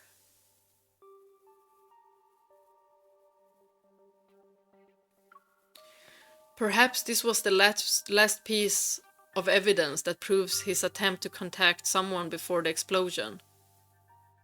Oh.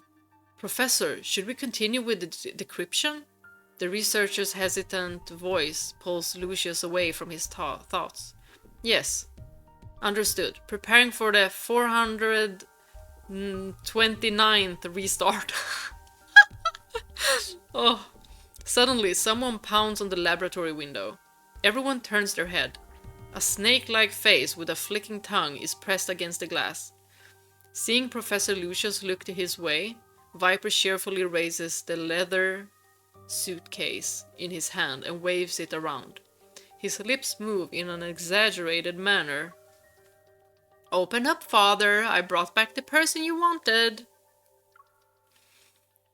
For Viper, the word father meant nothing for a very long time. His childhood memories are sparse. It wasn't because they were forgotten, but because they were too boring. Before his adoption, his memories were nothing but a vicious darkness. Most of the time, he was crammed into a tiny shipping crate with other merchandise. He had no name at the time. His existence was represented only by a cold serial number. As a Serpent's class evolver, 2961 had evolved genes that were homologous with snake DNA. Specifically, they were similar to the DNA found in the Viperidae family. These genes gave him regenerative abilities. He can also produce venom. Initially, 2961 was trafficked as an ordinary child on the streets. Then one day, a buyer accidentally cut his finger. Before everyone's eyes, the wound writhed as skin and blood vessels were regenerated. From then on, he became the main attraction at the Evolver trading base. What a bargain! Cutting off a leg triples the ticket price. Save some for later, cut off small pieces. We can use him many times. The owner designed package deals for him. Audience members could pay extra to choose which body part to cut.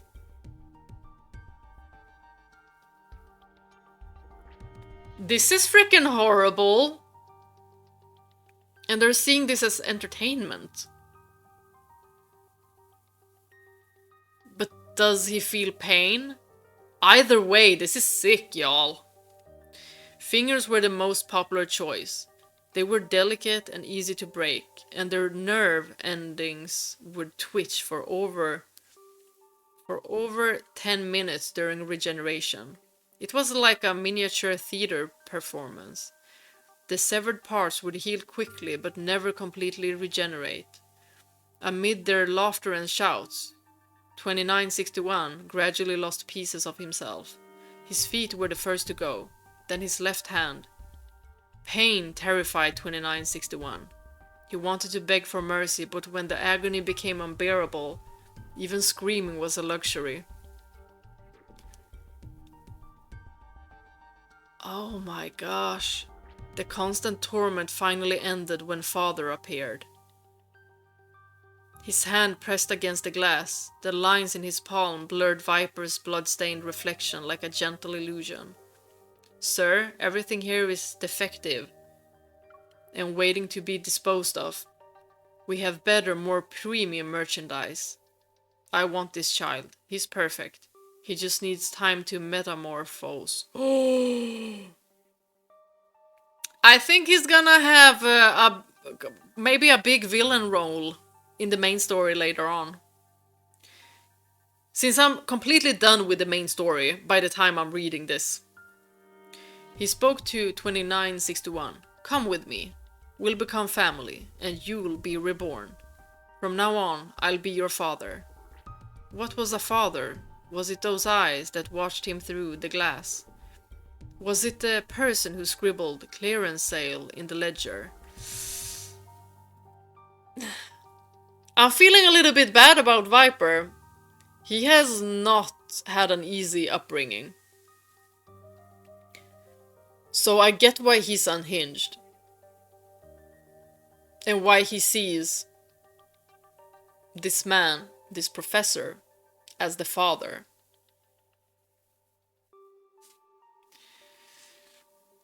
Family are those who will never betray you, father said. Ever since then, 2961 had a name of his own. Father called him Viper and brought him to his laboratory. He stitched his festering wounds and replaced his mutilated limbs with mechanical parts. Oh, so I was right. I said he was kind of like a cyborg. During Viper's long period of numbness, he felt a different kind of warmth for the first time. He only knew of death's warm touch until that moment. You will be my most perfect child, Professor Lucius said, his eyes fixed on the screen displaying data before him. Viper, you're closer to being the perfect human compared to everyone else. The perfect human? Is ever trying to make every single human like a mechanical one, but he's like trying to find special people that have special abilities and then switching them out to mechanical parts. Like cyborgs. With these high body compatibility rates, Caleb will be our most perfect masterpiece. Ooh. I feel like Viper will hate this. Because the father said, you will be my most perfect child. And now to this, Caleb will be our most perfect masterpiece.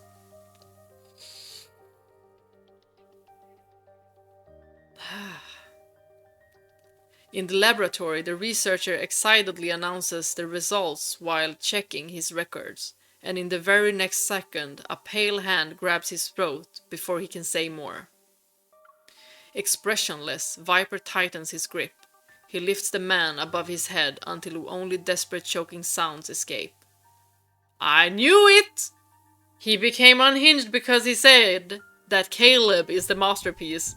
And he is basically the perfect one, and not Viper. Let him go, Viper. Professor Lucius' voice resounds behind them. Viper lets out an aloof snort, but willingly obeys, before throwing the terrified researcher to the ground. Viper bares his fangs at that scared expression. After putting an end to the commotion, Lucius turns his attention downward. The suitcase Viper brought back is open. Inside it, a small girl is curled up in a ball. Bewildered, she stares at her surroundings. Don't be afraid. You're safe now. Professor Lucius bends down and reaches for the girl. He intends to help her stand, but before his hand reaches her, she flails her hand around to block him off, as if shocked by electricity. Viper's eyes narrow menacingly as he speaks in a bone-chilling tone. If you don't want that hand, we can cut it off. Under his gaze, the girl shudders and immediately stops crying. Scared, she hugs herself. Seeing this, Viper lets out a satisfied grunt and turns to Lucius as if waiting for praise. But his face falls as he realizes his foster father isn't looking at him. He's bending down once again to try and help that annoying kid. Welcome home, my child.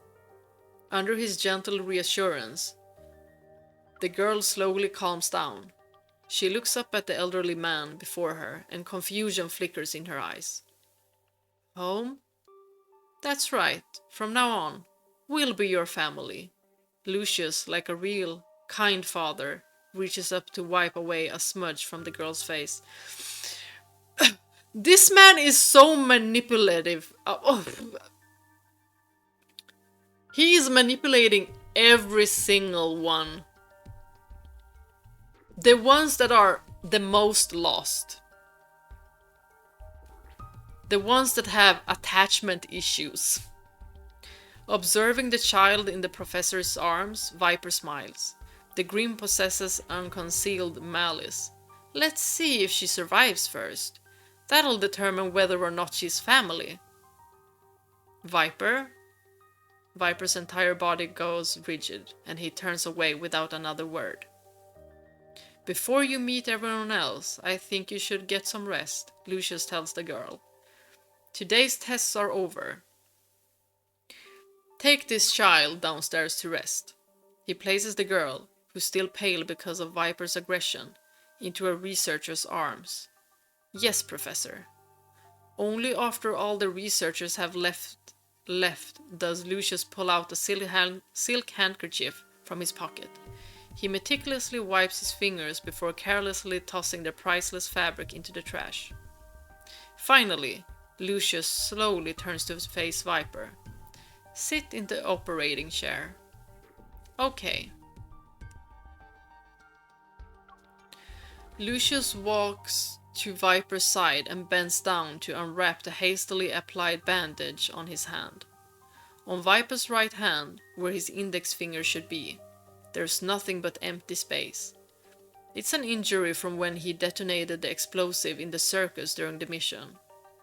In just one day, what was once a bloody wound is already covered with newly regenerated tissue. The commotion you caused was too much this time. I only ordered you to bring the person back, nothing more. I ran into a tiny problem. Viper's face shows a trace of fake helplessness. You should take better care of your body, child. After all, it's the only part of you that's still truly yours. Does it matter? I'm a coward when pain's involved. Once everything is replaced with mechanical parts, I won't feel anything anymore. Viper shows pure indifference. A snake sheds its skin countless times throughout its life. Each separation from its old shell marks another rebirth. Over 75% of your body is just cybernetic modifications. A high replacement rate will gradually erode your brain's ability to maintain self-awareness. This is not something I want to see, Viper. Lucius had already halted his modification experiments when Viper's surgery failure rate reached 55%. Lucius turns to the laboratory rack.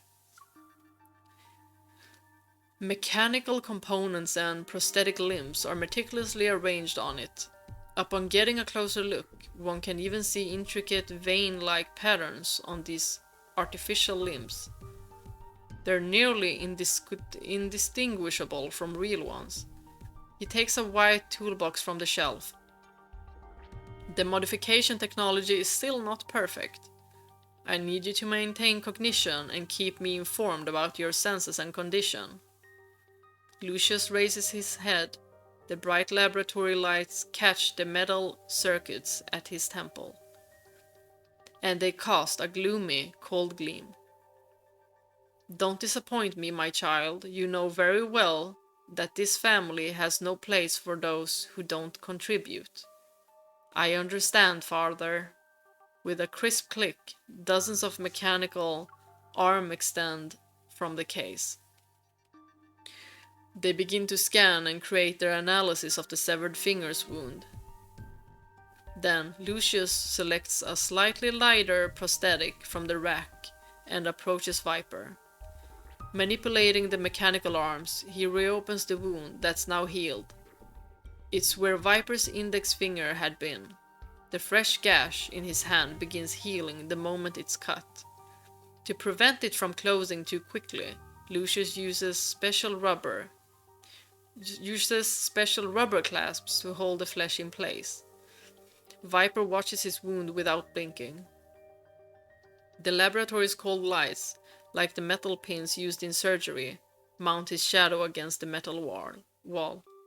The prosthetic connects to bone. One by one, severed nerves connect with synthetic neural material until his brain can fully control the cold metal. Viper flexes his newly replaced index finger before finally turning his gaze to the nearby experimental chamber. Father, why is he here? Faced with the sudden question, Lucius' expression remains unchanged. Are you curious about him? I should show some concern for the guy Father has been thinking about for years, shouldn't I? Why am I thinking like Judas, Jesus, and God? Viper is Judas. Or it's like with Cain and Abel, I think it was.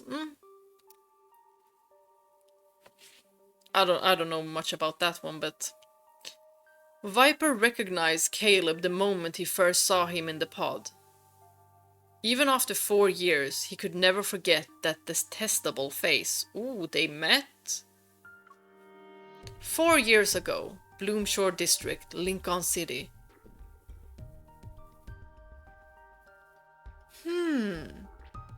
Caleb, 21 years old. Parents are unknown. Currently enrolled in the DAA affiliated as Aerospace Academy. Third-year student. Comprehensive aerial tactics competition champion 3 times in a row. The only recipient of special excellence in heavy space cruiser certification in the past decade? What kind of worthless competition is that? I've never heard of it. This guy is so jealous. He is so jealous of Caleb. I think Viper is very afraid of Lucius being more fond of Caleb than Viper. Even though Lucius only cares about their bodies, what they can do, like their powers, what they can do for him. That doesn't matter to a person like Viper. That kind of affection he has never had. So he's trying to really claw at it. Viper leans against a tree and glances at the documents in his hand. But after reading a few lines, he closes the display. He's plagued with obvious boredom. Father, consider him a rare talent because of some obscure certification. What an absurd, arbitrary judgment. He's jealous. Remembering the admiration in Lucius' voice when talking about Caleb, Viper lets out an irritated scoff. Viper, he is so freaking jealous.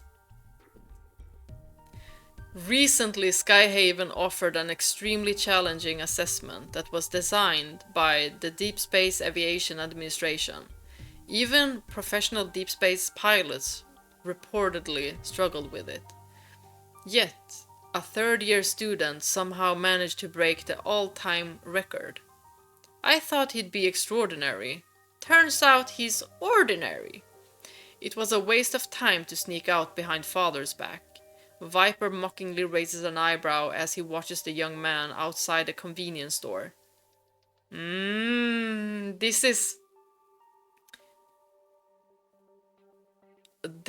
Wait, was it him that scratched MC? He's chatting and laughing, probably with MC, with a girl. This has to be before the explosion, isn't it? Maybe? Isn't that sweet? He and his girlfriend are on a date.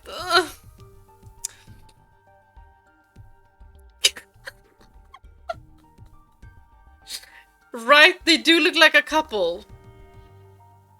The young man says something to the girl, gently pats her head and walks toward the opposite side of the street.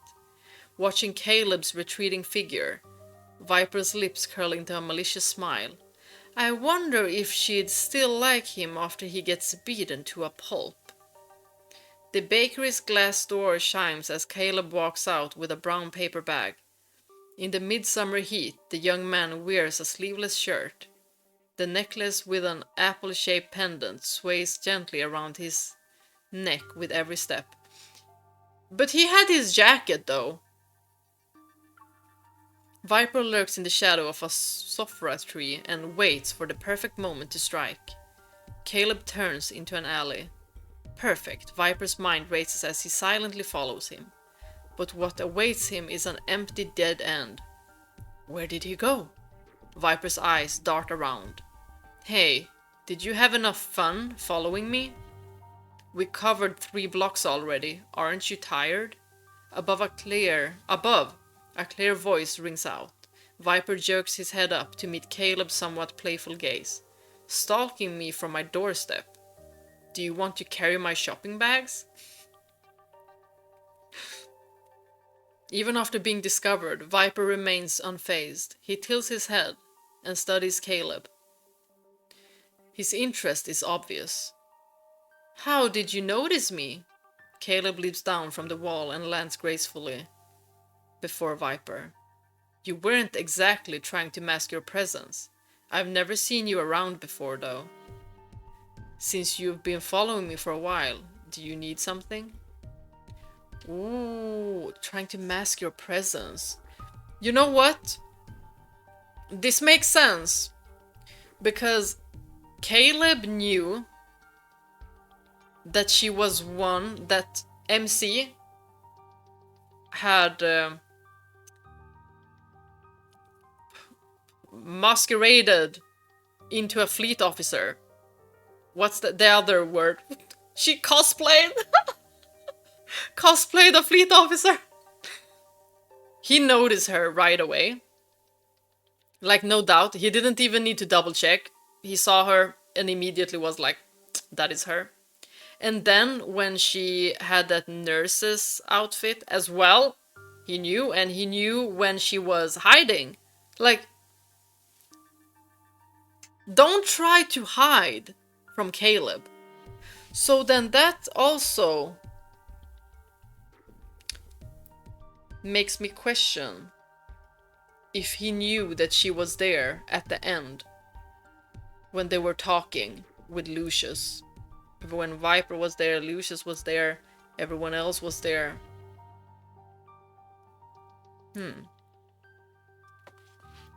Caleb remains composed. He brushes off imaginary dust and puts his hands behind his head to deliberately draw out the moment.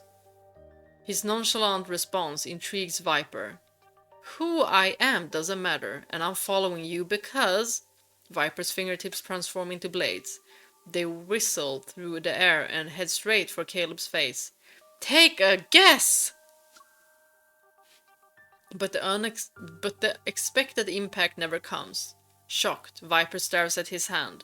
Unable to move, it's just centimeters away from Caleb's face. Huh? Before he can process anything, a strong gravitational force slams him into the ground. Mechanical parts from his body springs loose. Electrified bolts roll into the depths of the alley. Using your evil like that, it's not fair. Fight me one-on-one, if you have the guts, bastard. Oh? Gravity binds his limbs like chains. Pinned down, Viper can't lift his head to look at Caleb's expression.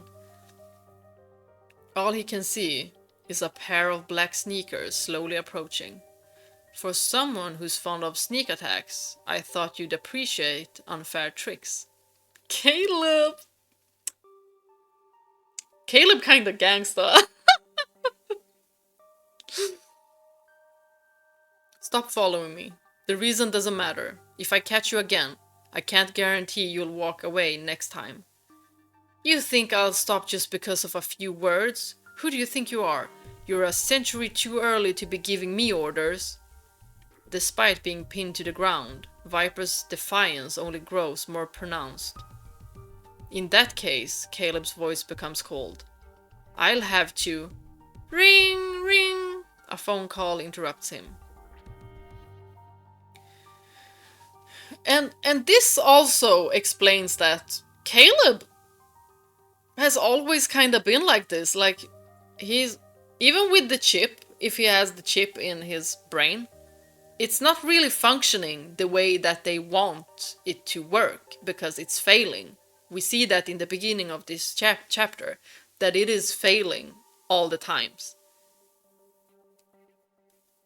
Maybe it has something to do with his gravity evil. Gravity evil, and also the will to freaking survive. And he has great psychological resilience, and I think that plays a big role. But we see here that Caleb has a dark side. Like, he can be very aggressive when need to. So imagine going after MC. Y'all are done for! So, Colonel Chipmunk is not the ship. This is... Colonel Chipmunk is just... this Caleb. The ruthless part of Caleb. The no mercy Caleb. And that's also why he said to MC that he's always been like this. And I mean, I played his Bond story as well, and it makes so much sense. He felt the same as in the main story. I was like, MC, how you not know how this guy is? I mean, she's been experimented on, so maybe she has troubles with her memories. Maybe she had like a vision of how she saw Caleb, and anything that doesn't resonate with her image of Caleb is like, I don't remember this. A phone call interrupts him. Caleb pauses, then Viper hears his tone shift to warm amusement. Hello, why are you calling me all of a sudden? Are you getting tired of waiting? Viper is confused. What's going on? He's like, how did he just flip a switch? He just flipped a switch on his personality. He went from ruthless to, I love this person who I'm talking to. Viper is confused. What's going on? Thanks to his newly installed high-definition earpiece, Viper can hear the voice on the other end of the phone. Ah, sorry, I saw a model shop. I couldn't resist checking it out. You know, I'm on my way. Yeah, okay, let's meet at the garden by the intersection. On the ground, Viper has never been so blatantly ignored in his life. Rage burns in his chest. Caleb, you... Beep, beep, beep, beep, beep. Before he can finish, his face is shoved into the pavement again. A puzzled female voice comes from the earpiece. What was that? Oh, nothing. I accidentally knocked over a few parts while looking at some kits. Really? Caleb's gaze falls on Viper. Then it shifts with practiced indifference. Yeah, it's just a set of reptilian-like components. Oh my gosh, Caleb! I freaking love him. He's so interesting. I love complex characters like this. Beep, beep, beep. The harsh alarm pulls Viper away from his thoughts. The laboratory doors slide open as several researchers in white uniforms walk in. Viper turns his head as he senses a new presence. He meets an unnervingly cold gaze from within the experimental chamber. Ah, Caleb, we meet again. A chilling smile creeps across Viper's lips. It widens by the second. Oh my gosh, I love this story! Okay, I loved this. I loved this. Can't wait to be able to read more.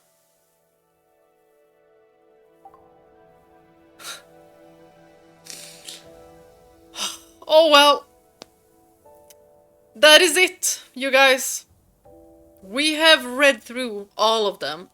Also, I will go through this last one, Depths of Chaos. But I'm gonna read it by myself. I got bored. And I was just thinking about, what if the next story is about Caleb? What if the next story is about Caleb? And it was! And I love that.